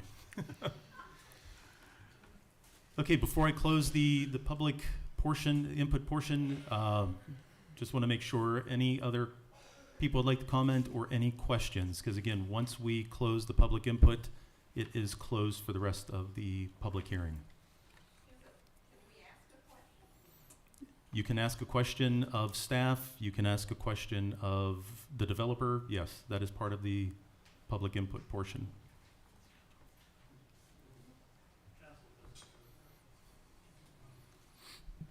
Will there be an age requirement? And is that legal to have an age requirement, like 55 and over? And what if a 55-year-old is raising their grandchild? Or they still have a child in high school? Can they move in there with children? Again, can you say, what are the restrictions that would make this a senior housing? Would someone from? Well, so. I'm sorry, go ahead. So the questions that have been brought up. Yes. During the public comment, and specifically, once we close the hearing, that's when we would turn to. Okay, well, getting let's those go ahead and answers. do that then. I think that's where we're at this point. Thank you, Robin. Okay, unless there's anyone else who would like to go ahead and make comments, we're going to go ahead and close it, and then we'll go ahead and open it up to answer those questions. Thank you. Okay, we're going to go ahead and close the public input portion, and let's go ahead now to the question that was asked, and Sure, I'm there going were, to there go were ahead and several. I think Yeah. the first one was the age requirement. Yeah. I know the answer, but I think it's more appropriate for their attorney to respond. You can restrict age, and so it can be 55 over, Mr. Lee, can you- 62, or, I'm sorry, Rick Lindsay. Thank you. Forget, I'm normally the one presenting, or Correct. give my name, but we can restrict the age, and that is legal, and you can say that you have to be 55 or older, 62 or older, and happy to put that as a condition if that's what the planning commission wants. There were a lot of questions asked by the folks who were speaking in opposition of not really understanding what the project is. I think a lot of misinformation was spread in social media. I saw a bunch of it in Facebook. I do think what would make some sense, we should continue to talk about it tonight, but to maybe take this matter and postpone it, and let's have an open conversation with the citizens and present it so that questions can be asked and answered. Nobody feels like it's rushed. I understand some people said, oh, this doesn't look like a senior facility. There's stairs, it's 3 stories, et cetera. And we'd like to be able to address all of that. This is akin, I mean, the ages to what you have at Arbor Terrace and Somerby and in Hearthstone, but aimed at a different niche demographic where it is more active seniors and not those who, my dad lives over at Arbor Terrace, and so I'm there 2 or 3, 4 times every week. And so I know you've got an older population. They're a little more infirm than what it was when it first started. But and this one is aimed for active seniors, and when they get to the point of not being able to really remain there, they'll be asked to leave. They'll go to an Arbor Terrace or Somerby or someplace where there is more care. So again, happy to talk to the Planning Commission tonight, but I would request that we have an opportunity to talk to the citizens and have an open dialogue, which is really kind of difficult to do in a public hearing. Sure. And Robin, if I'm hearing that correctly, I'm not sure, you know, the city's role is to hold public hearings, not charrettes. You know, if you wanted to postpone and have a meeting outside where, you know, And that's what I'm proposing, okay, Robin. okay. Because I don't think we it's have a great appropriate place for the over at city to Crown do that. Plaza to have that. But I mean, have the questions from the Planning Commission. Mhm. And if the Planning Commission wants to do it, I know it's up to these folks up in front of me, but postpone decision. We'll get a set date. We'll publicize it so the people here will know about it, but hopefully everybody in the city, and can come over to Crown Plaza, talk to the folks, Oh, I get see. your Okay. questions answered, and then whether you support it or you don't support it, at least everybody's well informed. I heard the word confusing multiple times tonight, and I think it would help everybody if we had an opportunity to really sit down, again, in a more dialogue type of fashion. Public hearings, the problem with that is So formal. is so staid, it's so formal. So what we can do, what our ability to do, is basically accept the request to, the actual motion is to, it's not table. I was what going is to say it? it's not table. It's continue. Okay. To continue the item to a date specific. And so we would need to get a date specific from you that you think that you would be able to have enough time to set that meeting up and have it, and then be back here for the completion of this item, the recommendation. I will say, the public hearing for the Planning Commission has been held and closed.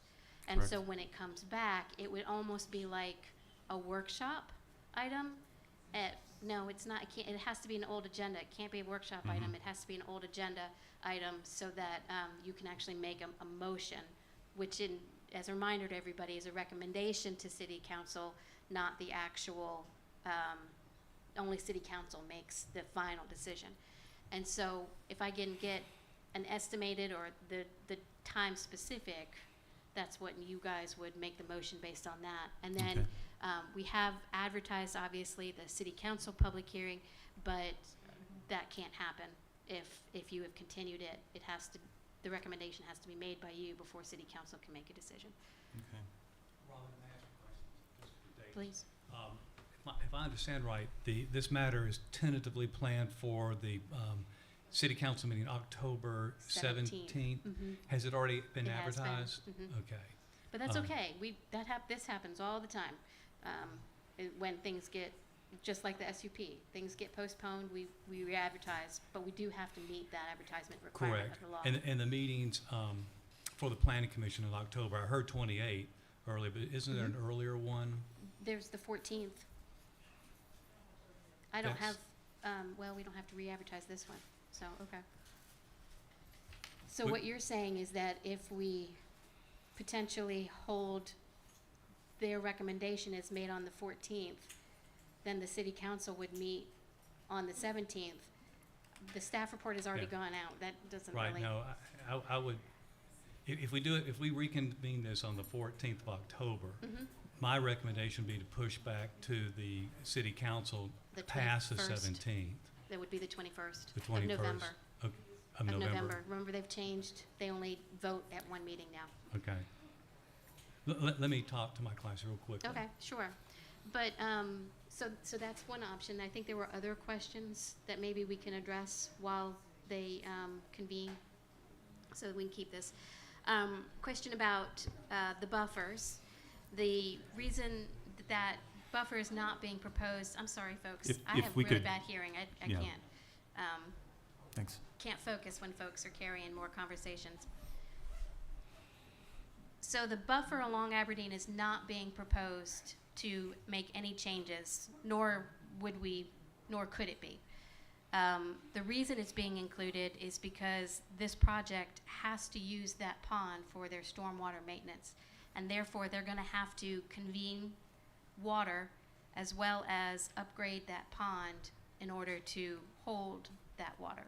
So that is why it's being included. I think there were questions about parking requirements. The ordinance specifically says that if the use is not listed, that the zoning administrator, which is my role, can make that decision at an executive level. However, in request for full transparency, I asked this applicant to include what they wanted so that we could have this public discussion about the parking requirement.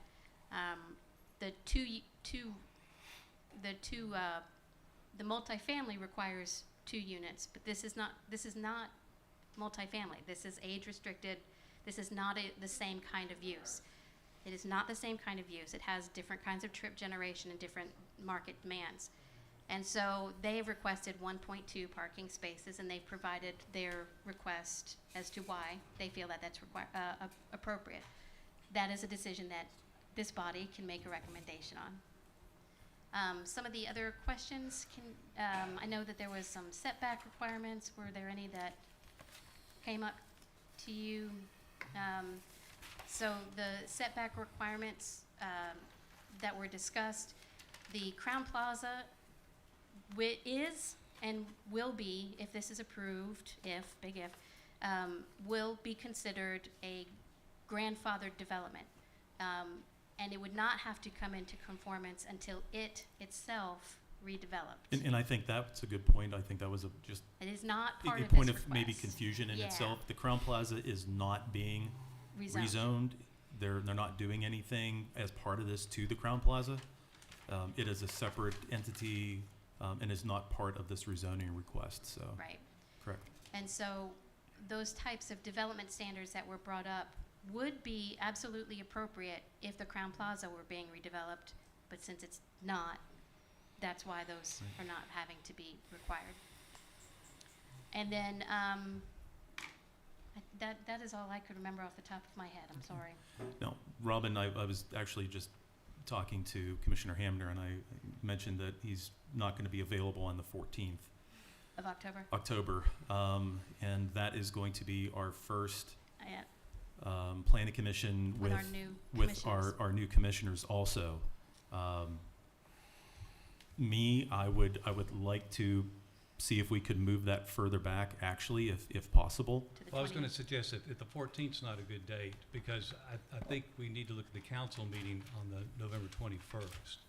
Does that come with turkey and dressing and gravy and that? But anyway, on the 21st, and if that's the case, then I think we could have the planning Wait a commission minute. meeting on the 28th. Yes. Would that work? We know.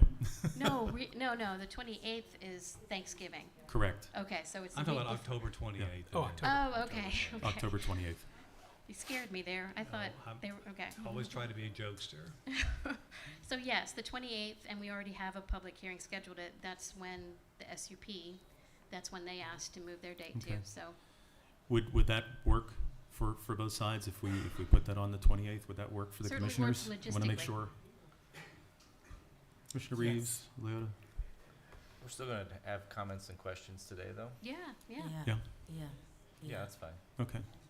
That's will be our recommendation point, yes. Appreciate the Okay. flexibility. Thanks. Thanks.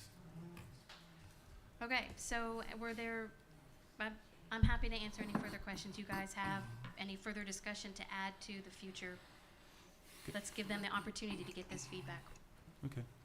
So I'm going to go ahead and, I guess, Commissioner Hamner, do you have any questions? No questions. Okay. Commissioner Cruz? Yeah, I have a couple questions for the applicant. One of the things I'm concerned with is traffic.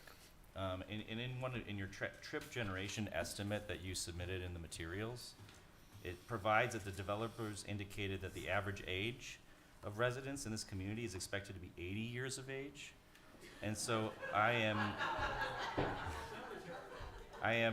curious about what data you have relied upon to come to the conclusion that 80 years of age would be the average. Dave Rhodes, I'm one of the architects. Jeremy can probably speak to this even better than I can, but in all the studies and stuff with this product, it is a senior project. And it has a lot of amenities that are based on that. The average age, even though they may come in at 65, the average age is 82 in these type of projects, IL. You can look that up. And so you'll end up having that. So we think our group will be just slightly younger than that, so we put in that the application it would be about 80.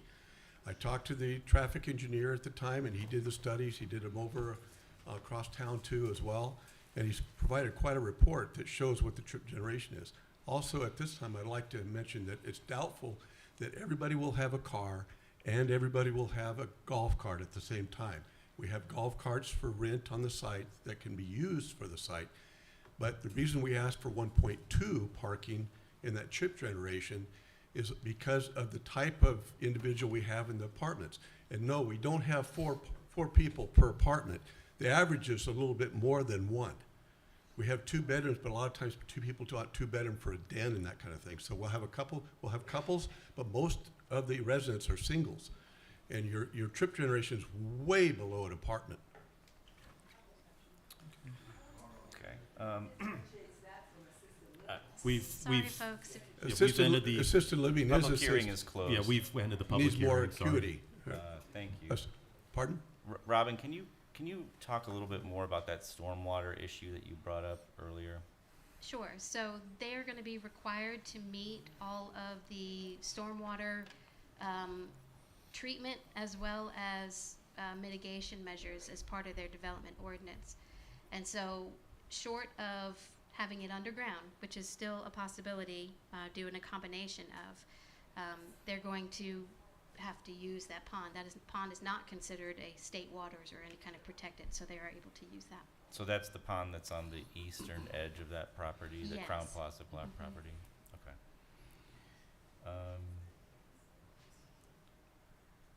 Yeah. Mr. Chris, can I ask a follow-up to Yeah, that, of to course. Robin? And maybe even the applicant can help us with this. Is there going to be a subdivision required to accommodate that extension of this stormwater facility where you're showing the blue line that's covering the pond and part of the heavily wooded area along Aberdeen Parkway? Is that a subdivision line? I'm sorry, if you could come please, up to yeah, the come to the microphone so everybody microphone. can hear you. Thanks. The answer is no. It'll be part of the property that we purchase, but it will end up having a reciprocal easement across that for access.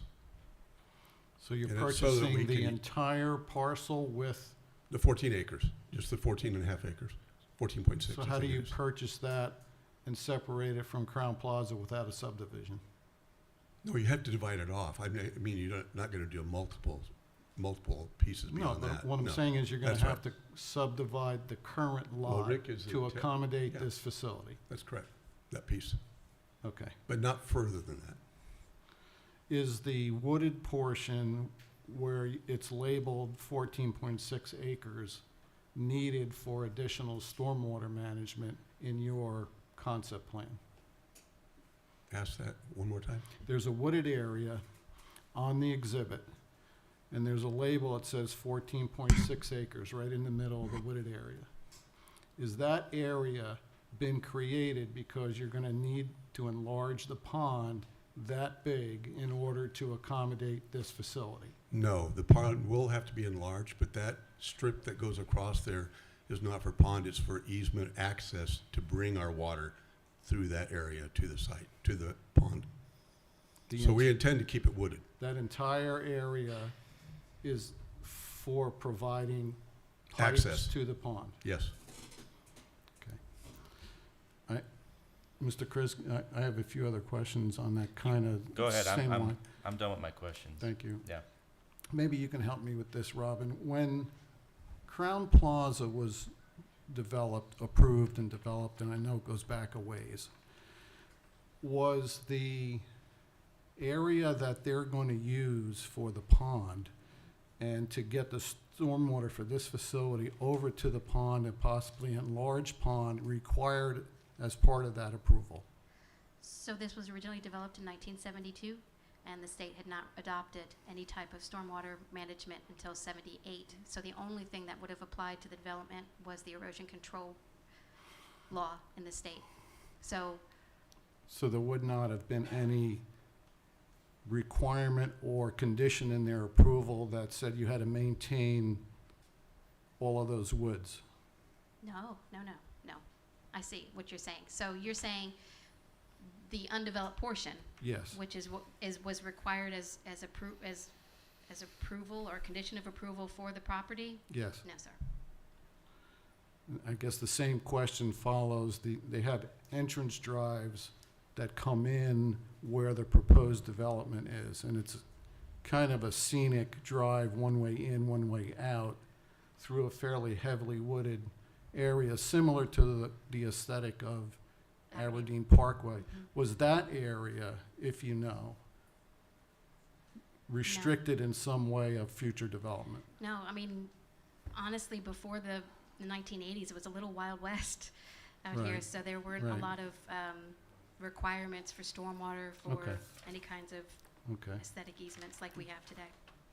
Yeah, Okay. you could not build Aberdeen Parkway today. Yeah, I do appreciate the fact that this is a fairly special. older developed portion, and just wanted to know if there were any conditions associated with the original approval. Okay. I do have a few more, but I'll give way to other commissioner comments now. Commissioner Reeves? Yes, thank you, Mr. Chairman.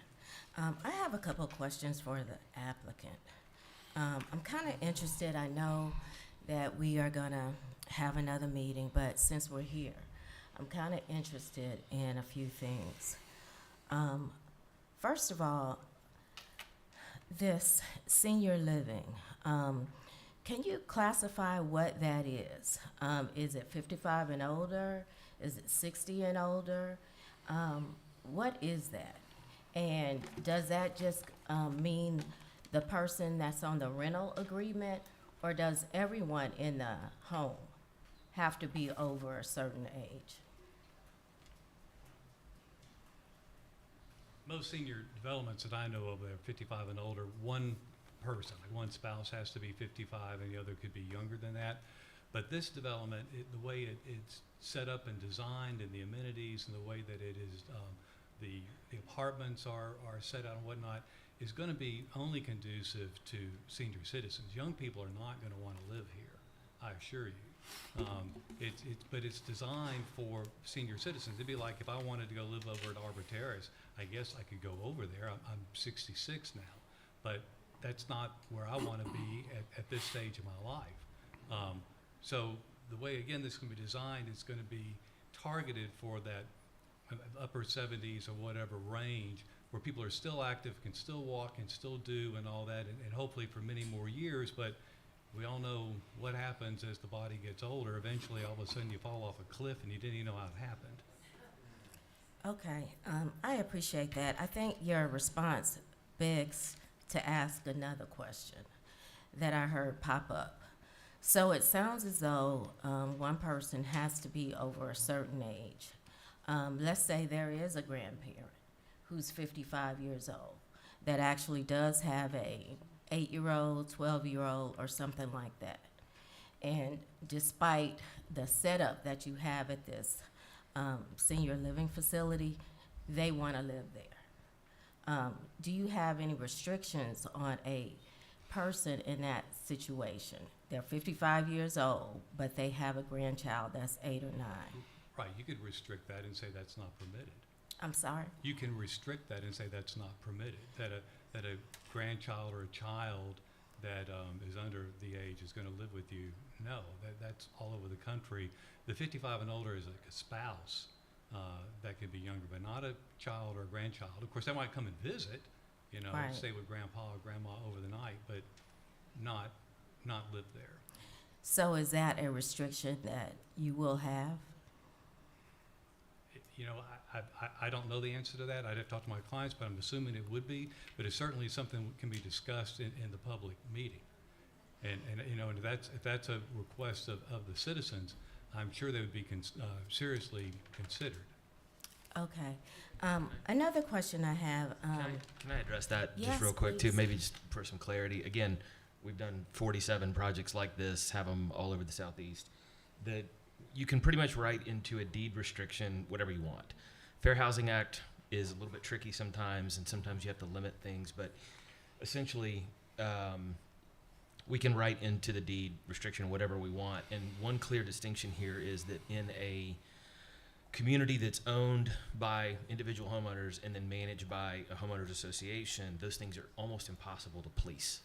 So in 55 plus communities, Crestwind, Del Webb, things like that, it becomes really difficult to police. So in a professionally managed community that's rented, is 100% on the management company and the owners of the property to police that. And so you could write in that anyone under 18 can only stay for 7 days at a time. You can write what you want, but a matter of enforcing and policing that's going to come down to property management. So we're open to that type of restriction. This isn't a ploy to get an apartment complex in here. We're really doing senior living, and I think with fair housing you can do 55 or 62, and I think we're open to either one of those. Okay, I appreciate that. One other question I had was concerning, and I just lost it. I heard the word rental. Is this senior living facility 100% rentals, or do you have some opportunities for ownership? I shouldn't have sat that close to the microphone. Now I've got to answer everyone. No, this will be 100% rental. So it's typically on a 1-year lease basis that renews every year, and that's very typical for senior living. Okay. Another question I have is, with that, since you are a company, I think we've seen this a little bit before, and you seem to have a lot of experience with this, with these various companies. Can you share with us a little bit about your marketing analysis to come up with Peachtree City is the place where you want to bed down the senior living facility? Yeah, I'd love to. And I'll start by addressing some of the comments are made about targeting younger families moving into the city. And we see this everywhere that we go and build and develop. One of the biggest challenges is that you have, whether or not you are personally in this position right now or not, you have a lot of adults who are aging in older homes, say a large brick ranch and a nice subdivision with a backyard, and young families are moving into landlocked communities like this where there's really not a lot of room to grow and have new, bigger subdivisions. And a community like this provides an opportunity for seniors to move into a lower maintenance, smaller environment and frees that home up for younger families to move in. So in a landlocked community, this is actually how you do it. This is how you get younger families in without building super dense, very vertical housing and just adding a lot to the total head count in the community. So that's one. But in terms of how we do our market analysis, we look at age and income qualified, both the residents themselves, and then we look at their adult children. So we pull demographic reports to look at, you can divide people by income, you can divide a lot of different ways. So we look at age and income specifically. And then it's a very common product type across the country, so there's a lot of data on penetration rates into those different groups. And so you apply a penetration rate, say we're going to capture in any given market, the penetration rate may be 10% into this given group of age and income qualified seniors or their adult children, who's a driver for a lot of our residents who move from somewhere else to be close to their children. So you apply that penetration rate to it and you back out the competition that's already in the market fulfilling that need. So we're looking for healthy, full competitors in a given market. And then at the end of the day, it's a lot of math to kind of figure out here's the net unmet demand in that market. And there is ample net unmet demand in this market. Specific to Peachtree City, have you done any surveys with these communities or any knocking on doors to figure out whether or not the citizens had any desire to have another facility like this in Peachtree City? Okay. In addition to Peachtree City, I imagine you would look at places that surround Peachtree City: Tyrone, Fayetteville, Sonoy, Coweta County. Did you look to those other areas? And if so, what about Peachtree City made you to decide to locate it here? Yeah, that's a great question. It's the exact same thing that makes everyone else want to live here. It's the connectivity with the golf cart paths, which is especially beneficial for residents at this stage of life. It's the quality of life. It's just the way the community feels. And as much as we like Tyrone or Fairburn or Brooks or Fayetteville, it doesn't have the same feel. And it's a very desirable place to live. Okay, and I think maybe my last question is, so this facility, my understanding, it's 55 and over, probably, I think I heard 80, that at age 80 out there somewhere as well. It's 3 stories, and with a three-story unit, are there elevators? How do you get? That's a great question. So again, in all the communities that we have 8, 10, 14-story communities with seniors. Every single one of these buildings, and if you look at this, there's a number of separate buildings, have elevators. And so the stairs are for either emergency egress if the elevator doesn't work, or if you just happen to want to take the stairs that day, you can. But just like any other senior living community here, like Summerby, there are elevators that you would take on a normal daily basis. Okay, thank you very much. That's all I have. Thank you, Commissioner. Commissioner Johnson? I just have a couple questions, and one is sort of an extension of what she was asking about. I think is it Mr. Lindsay? I think it was something I heard you say that, so we're talking about, back to the age again. So I believe I heard you say that then, like, maybe we were talking about the people being active. This is for active, seniors. But once you become inactive, maybe is the word, that, did I hear you say like they would be asked to leave the? Well, they certainly can be, because again, they're renters, and if it gets to a point where maybe somebody needs assistance, maybe memory care has come up or whatever, a need for that, that can be asked to, I'm sorry, but you need to look somewhere else. Happened in my family. My grandmother, unfortunately, back many years ago, developed what we now call Alzheimer's. Back then, all we knew it was dementia. She was living in an independent living senior facility in Spokane, Washington, and she was roaming the halls at night trying to find her 25-year dead husband. And so, my family had to deal with moving my grandmother out of there to an assisted living place. So yes, it can happen. And that is, like when you're looking at senior housing, one of the important reasons why they need to be rental and not owned units, so that they can be controlled and professionally managed and people taken care of. And when there is a situation where somebody needs to move on to maybe more intensive type of care, that can happen. Can I ask a? Yeah. Let me add to that really quickly too. When someone rents a home here, it's the same as buying. It's your home, and the idea is that you're able to age in place, and if you need to bring in home health or home care, whether it's for short-term rehab or there's a greater need for a longer time, or maybe your spouse needs help, you're welcome to do that. I think the only case in which we would ever ask someone to leave is if they have become a problem for the community, just as in any other rental community. And the other thing I would point out too is we heard something earlier about property taxes and wanting homeowners to pay property taxes. Couldn't agree with that more. This community will pay a whole lot of property taxes, and unlike a single-family home nearby that may have a resident in it who doesn't pay school taxes anymore, this will be taxed on a commercial basis. And so from the city standpoint, this is going to be a pretty valuable addition to the tax roll. Okay, so back to like my earlier question.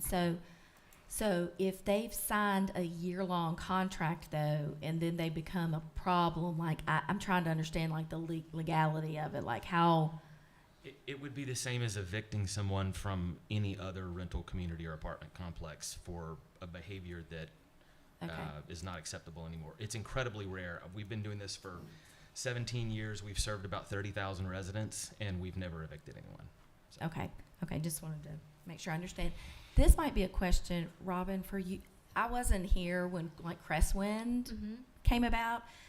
I think I got the answer, but so the main difference is So they're all homes, right, out there? I really yeah, don't go out there. They're but, privately owned individual and they're all homes. owned. There's no rental out over. Well, no. Oh, that, there so is. so it's just like any neighborhood. Every home or every property is individually owned.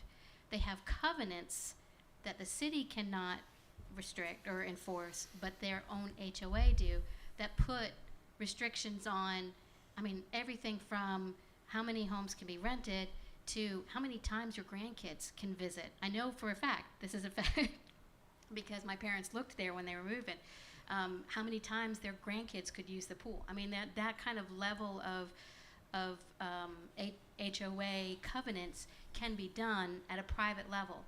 What we as the local government have to be very careful about is that those are items that are volunteered and not required by the city. Because if we require anything, first of all, we get ourselves in trouble with the Fair Housing Act, and second of all, we end up doing a lot of reporting to HUD that we don't have the capacity to do. And so that's why when Crestwind came around, through that rezoning process, they volunteered to have a high level of restrictions, including age limits.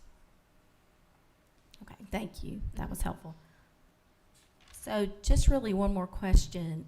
I really wanted to ask, is it Mr. Patel at Crown Plaza? So I heard you say like there will be a synergy, and I think retail synergy is great for those involved. But I was wondering though, like what do you think your guests at Crown Plaza will think of this, this additional large structure, lots of more people? I mean, have you thought about like how that will impact your establishment there? So as far as hotel guests, I mean, there's numerous hotel developments, mixed-use developments that have the residential component. I mean, look at Trilith with the Guest House Inn. It doesn't impact the short-term guest any. I think what it will do help with us is families coming to visit their grandparents or something. They're gonna need a short-term stay. So it does go hand in hand. I don't see any negative impact from this development for the hotel itself.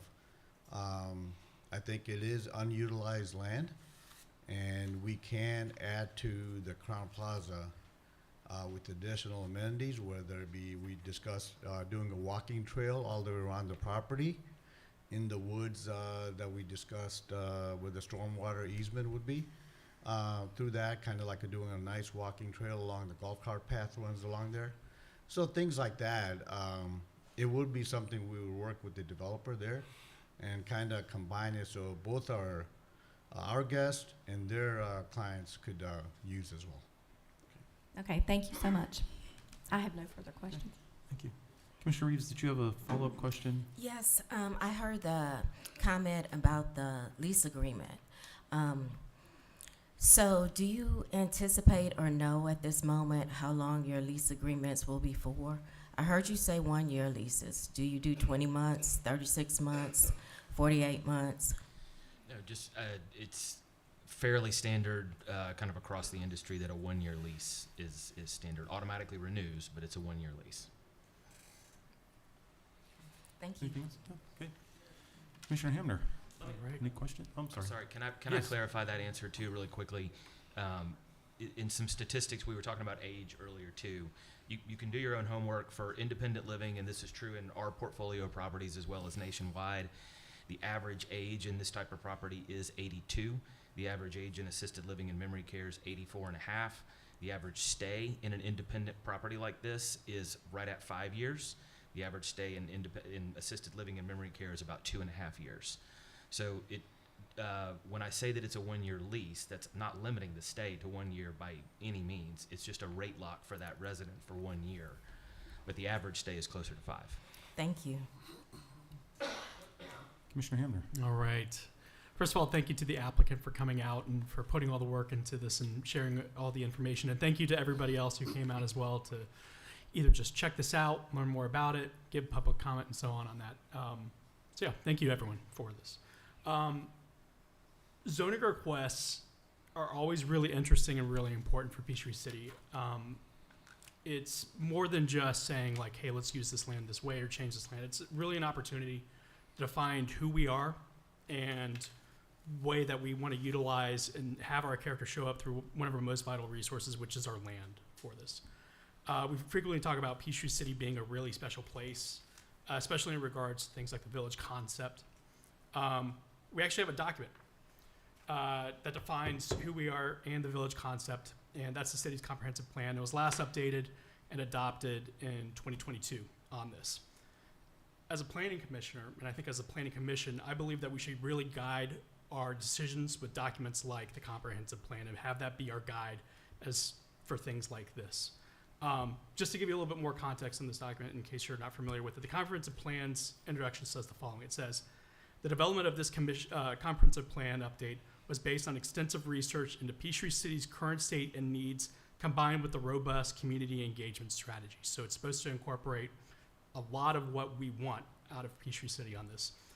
And I think referencing things like this and the documents that guide our city are really important because that prevents us from making very subjective case-by-case decisions based on personal feelings or any sort of opinions with that. There are things in the comprehensive plan that do support with what the applicant is proposing for us to do. Robin talked about this a little bit about an hour and a half ago or so, so I'm going to repeat some of the things that she said very briefly because I think they're really important to highlight from what the comprehensive plan is and what the applicant is talking about on this. So in section 3 of the comprehensive plan regarding housing, it states that our goal should be to, quote, provide a broad range of housing opportunities with an appropriate mix of homes regarding size, type, price, and location in order to meet the needs of people of all stages of life and abilities. And then the comprehensive plan goes further. It says that in saying that we should, quote, promote the availability of senior living accommodations in order to keep up with changing demographics. Comprehensive plan keeps going on. Section 4, to give further detail, it gives a lot of further detail that's relevant to this proposal, I would believe, and as it regards to our village concept, which we really believe in. The comprehensive plan, real quick, the comprehensive plan describes a village center as, quote, a place of high pedestrian activity where there's a diversity of land uses.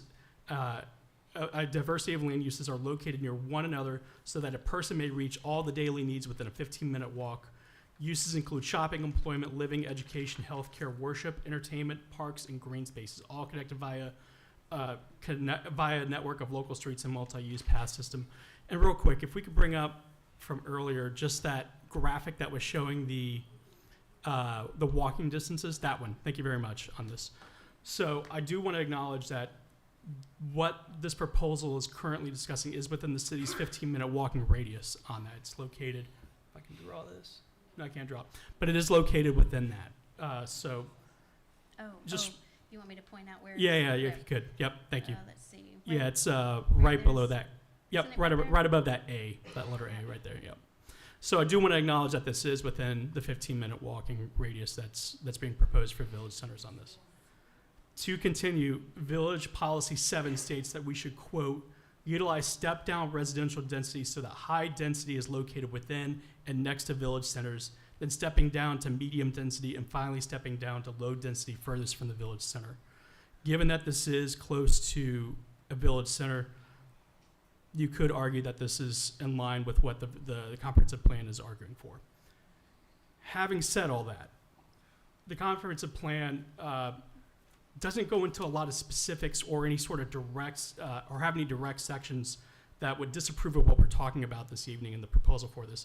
But there are some really important parts of this plan that absolutely should be taken into account.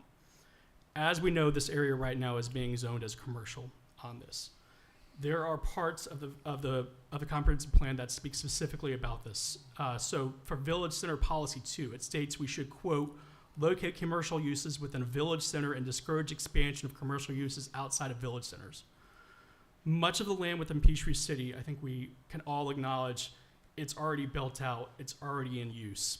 So the opportunities to develop additional village centers, heavy on commercial outside of what we already have, is frankly not available on this. Also, Village Center Policy 5 states that we should, quote, discourage strip-type commercial development, unquote. Because we lack the opportunity to create additional village centers that are going to be very heavy on commercial, and the fact that we, as a city, have said that we don't want strip-type commercial development, we lack the ability to create substantial spaces for commercial zones from here on out within Peachtree City. This rezoning to residential will be at a cost of our commercial that we currently have and cannot replace on this. I also want to note again, and thank you for leaving this up, it's worth noting that there is currently already extensive residential, already zoned residential within a 15-minute walk of a lot of what we have right now within our village centers. Again, you know, what this graphic is showing right now in those green and pink and orange colors, again, that's all the commercial, but there's still a lot of white out there. And I acknowledge that a lot of that residential still may not qualify exactly with and align with exactly what this proposal is saying. But, you know, there was a gentleman here that was earlier that he said something I really liked, which is this is not a fixed pie. You know, there may be opportunities that we can explore for things that maybe are more residential with this. So I know I've already spoken a lot. I just want to wrap up real quick and go back to the beginning of what I said. And I said that this rezoning request is an opportunity for us to define who we are and how we utilize our land. I think we're thinking about, obviously, when we think about our land and our rezoning, we think about a lot in terms of like what's going to happen to that land today or maybe 20 years from now. But I like to think, and I've said this in the past up here, I think a little fantastical, and I think about the decisions that are being made today and how that can impact Peachtree City literally hundreds of years down the road. This would be a permanent decision if we were to switch this from a commercial zone to a residential zone. And for good or ill, you know, the decisions that we make will permanently change in terms of the landscape that is Peachtree City on this. So this is really about a choice. It's a choice regarding this property. It's either we create more residential or to preserve the commercial that we already have. Because we're a built-out city, we're very limited, and we have very limited opportunities to create commercial zones. I couldn't, from a very foundational level on this, I like the proposal, I like the idea behind it, and I think it can work within the village center concept for us, as defined by the comprehensive plan. But the rezoning request right now would be taking commercial from us, and I think that we need to preserve the commercial as best as possible, knowing that it's a limited resource for us. Thanks, Commissioner. Ma'am, I see you with your hand up. We've closed the public portion. I understand, but if I allow, then we have to let everyone speak up, so I'm sorry at that point. I'm going to go ahead and look for comments. I had a few other questions, Yes. Mr. Oh, you have a Chairman. few other questions? Yeah, Okay. Yeah. On Ken's line of discussion about the comprehensive plan, I had a question for the applicant. He indicated that our most recent comprehensive plan was done in 2022, so it's fairly recent. And this land was designated as commercial in a recent plan. The question is, how do you reconcile what you're proposing against a very recent plan that designated this land for commercial? Or maybe a similar reason is, can you answer review criteria 4, which is there reasonable economic use as it's current zoned? Well, obviously, as it's currently zoned and currently used, it is the conference center, but as has been discussed, it's underutilized at this particular area. And so may I call you Ken or Mr. Hamner? I'm trying to... I've been called a lot worse, so whatever you want to do. So have I. All right. But you'd have to redevelop, if you're thinking about a commercial use there, are you talking about a lot more asphalt, a lot more intense use than this development of a senior living facility? I think about the other villages such as Braylon and Glenlock and Aberdeen. All the senior living facilities we have in the city right now are in the city centers, the village centers. What makes this property particularly appealing is its close proximity, not only to the hotel, but to the West Park Shopping Center with the restaurants there, with the medical offices that are located along 54, also in the office park there on Commerce Drive and on West Park. So it's very convenient for senior citizens to really just hop in the golf cart or walk to any of those locations. So I hear what people say, are there other places, Rockaway or some of the other folks that are out, they're really not conducive to pedestrian walkability or close golf cart. You're getting away from the village center. So this type of use really needs to be exactly with where you're talking about, Ken. And I understand, we are landlocked and whatever else, but redevelopment pressures come, and hopefully some of our older commercial areas will be redeveloped to what we want to see in today. Again, I'm not talking about taking out trees, but when you're landlocked, you're right. You've got to look at the uses. And I appreciate what you're saying, but this is a particularly appealing piece of property to put a product like this on it. Just want to add also, my firm does a lot of commercial. We're licensed in every state, and we do a lot of commercial around the country. And I looked at this originally as a site that would be either or. And I can tell you right now, I have a ghost chance in hell of getting anything approved from you on a commercial basis based on just trip generations. If I'm looking at restaurants or I'm looking at retail, I'm looking at combination, mixed use, it would be so far heavier than this. I wouldn't think I have a prayer of getting it approved. I have one other question, and maybe Robin, you can help me with this. I know when we do the comprehensive plan updates, there's a lot of stakeholders that are involved in those plan preparations, and once you get to the final document. From my experience, typically fire and police maybe have an input into the zoning decisions that you're making when you do comprehensive plans. So in the context of us going to another meeting, can we get some input from fire and police about this proposal? Absolutely. They are part of the internal review process, and I will tell you that what they really focus on is to compare this, when you're in a village center, there's already service provided. It's when we are outside along the edges of the city is when they start to twitch a little bit, and I love them. But so I don't want to. What they're going to say is we already provide service in the area. We don't have any concerns. So it's when you're outside. We don't have a per capita LOS for police officers or for fire. That's not the way that they're done. The way that they stay certified is a very extensive process, only of which a small portion is sort of their ability to response times and their capacity of their current facilities. So where they're looking at right now in focusing their energies and a lot of tax dollars is on the edges of our city right now that actually don't have the coverage like this area does.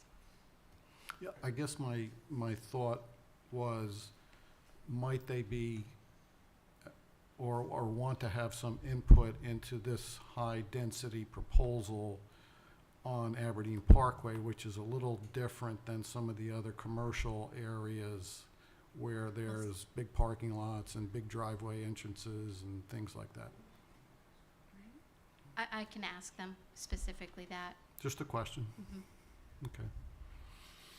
That's all I have for tonight. Okay, thank you. Any other questions before we get into, okay, so Commissioner Reeves, comments? I'd just like to thank the applicant for all the work you did. It's apparently you've done a lot of work, and I appreciate it. And that's about all the comments I have with us tabling this for a minute. For continuation, sure. Commissioner Johnson? Yeah, really same here. Thanks everyone who came out. I know we've been here for a while. Thank you for your commitment. And I definitely feel the same way, especially with this being my last meeting. Like, I do think it's just important to continue this. I don't think this is something that can be really resolved or decided in one evening. It's just too complex, I feel like. So. Okay. Commissioner Hamner, any other? Yeah, I comments? just want to make sure I'm really clear. I'm not saying no to this proposal. I'm saying no to rezoning commercial to residential on this. Because once that happens, it's going to be very difficult to change this in the future. Again, like I was saying, I'm not thinking about this from today's perspective or 20 years perspective. It's about protecting this permanently moving forward. Sure. Commissioner Cruz? Sure. So my comments are that I think in Peachtree City, we do need senior housing. We do need additional senior housing. There's wait lists at almost every location that exists here in Peachtree City. I think at every location that exists here in Peachtree City. So there is an obvious need. The thing that bothers me about this proposal is the density and the potential traffic that comes out of it. I mean, I understand that over a long period of time that some of these facilities may have an average age that's 80 plus, but I just can't imagine that this facility for some short-term period of time is going to be at that level. And I think that the traffic numbers that we're seeing in the study that was provided by the applicant are very low. They just seem very low to me from a realistic perspective.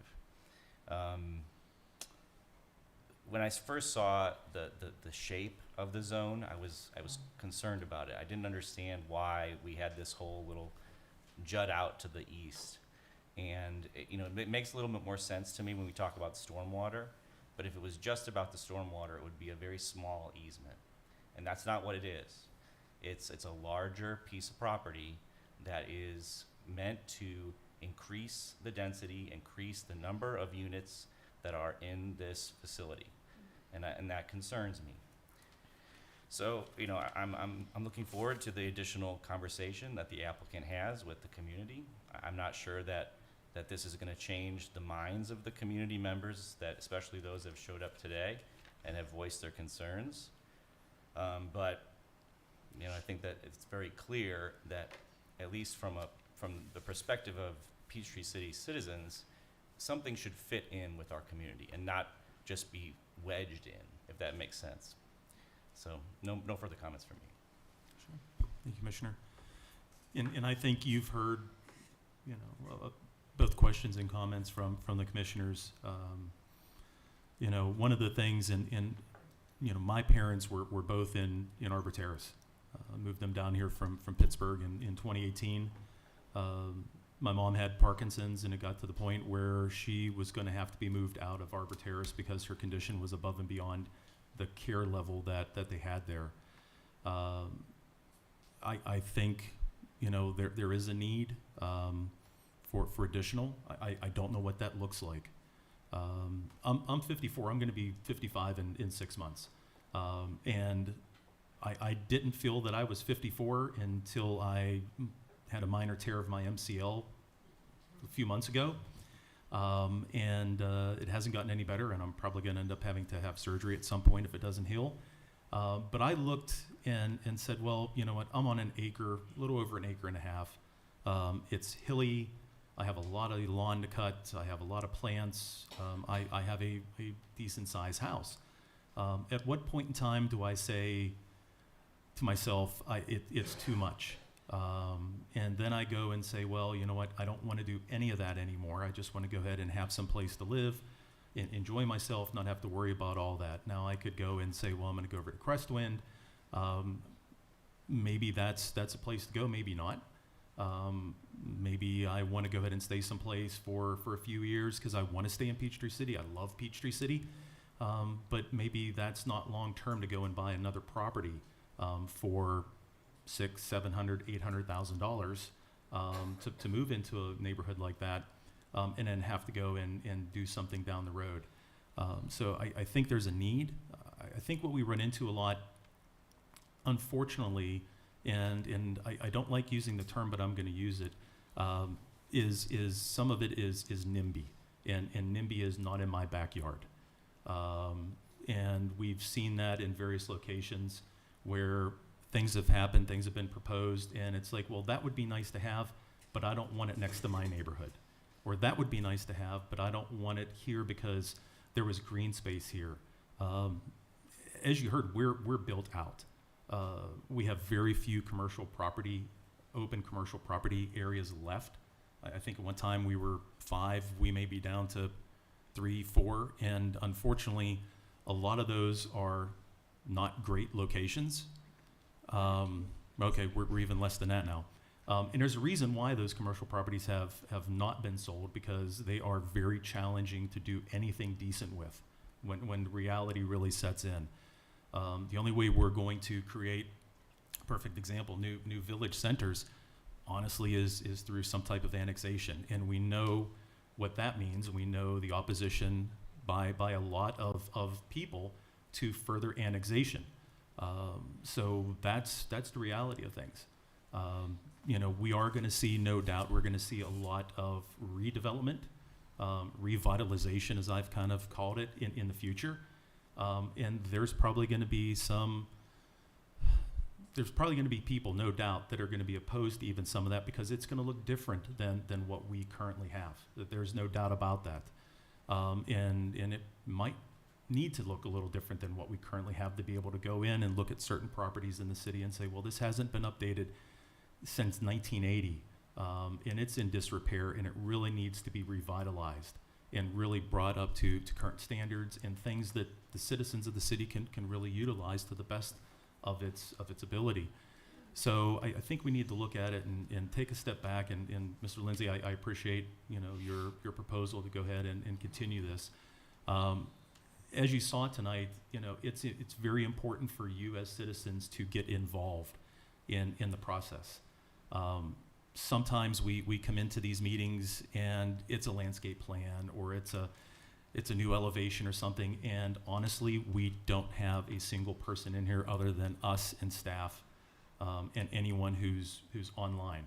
And I'll be honest, that's a bit disappointing, because what happens a lot is that then we hear it down the road, or you read it down the road, as to, well, I didn't know about that, or why did this happen?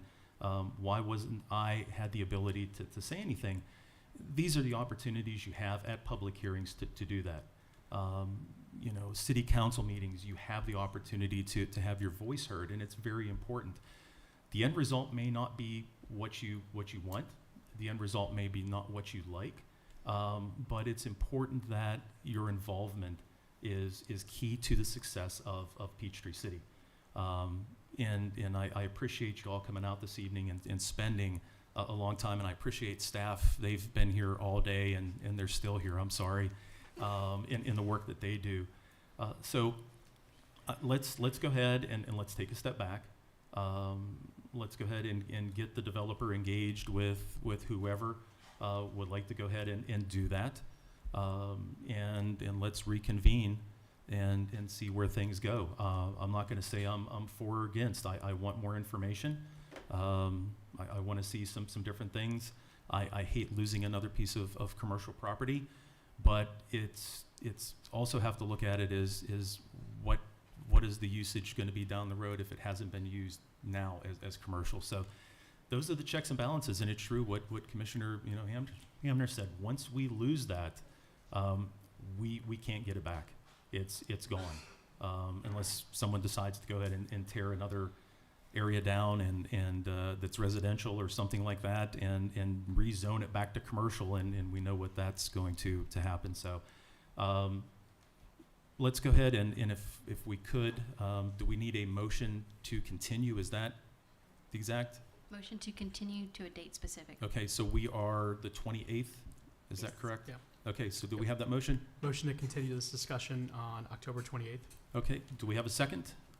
Second. Okay, all those in favor signify by saying aye. Aye. Okay, again, want to thank everyone for coming out this evening, and I'm sure you will be notified, whatever shape and form, for the meeting with the developer that's going to be coming up here shortly. Okay, so before we Got one finish more up, item. we have one more item. This will take 20 seconds. Yeah. Oh. So if we can, if you're gonna leave, or if you could sit down, we just have one more thing to go over really quick, and then we can go ahead and close the meeting. So, I don't have a slide for it, I'm sorry. It's totally fine. so I'm gonna turn it over to Commissioner Hamner. Yep. So our last item is a workshop item. It's about the Planning Commission's presentation to City Council about ordinance updates. We had a very good conversation, answered a lot of questions last time. I exited a meeting with a lot of optimism, saying, hey, I can put all this together.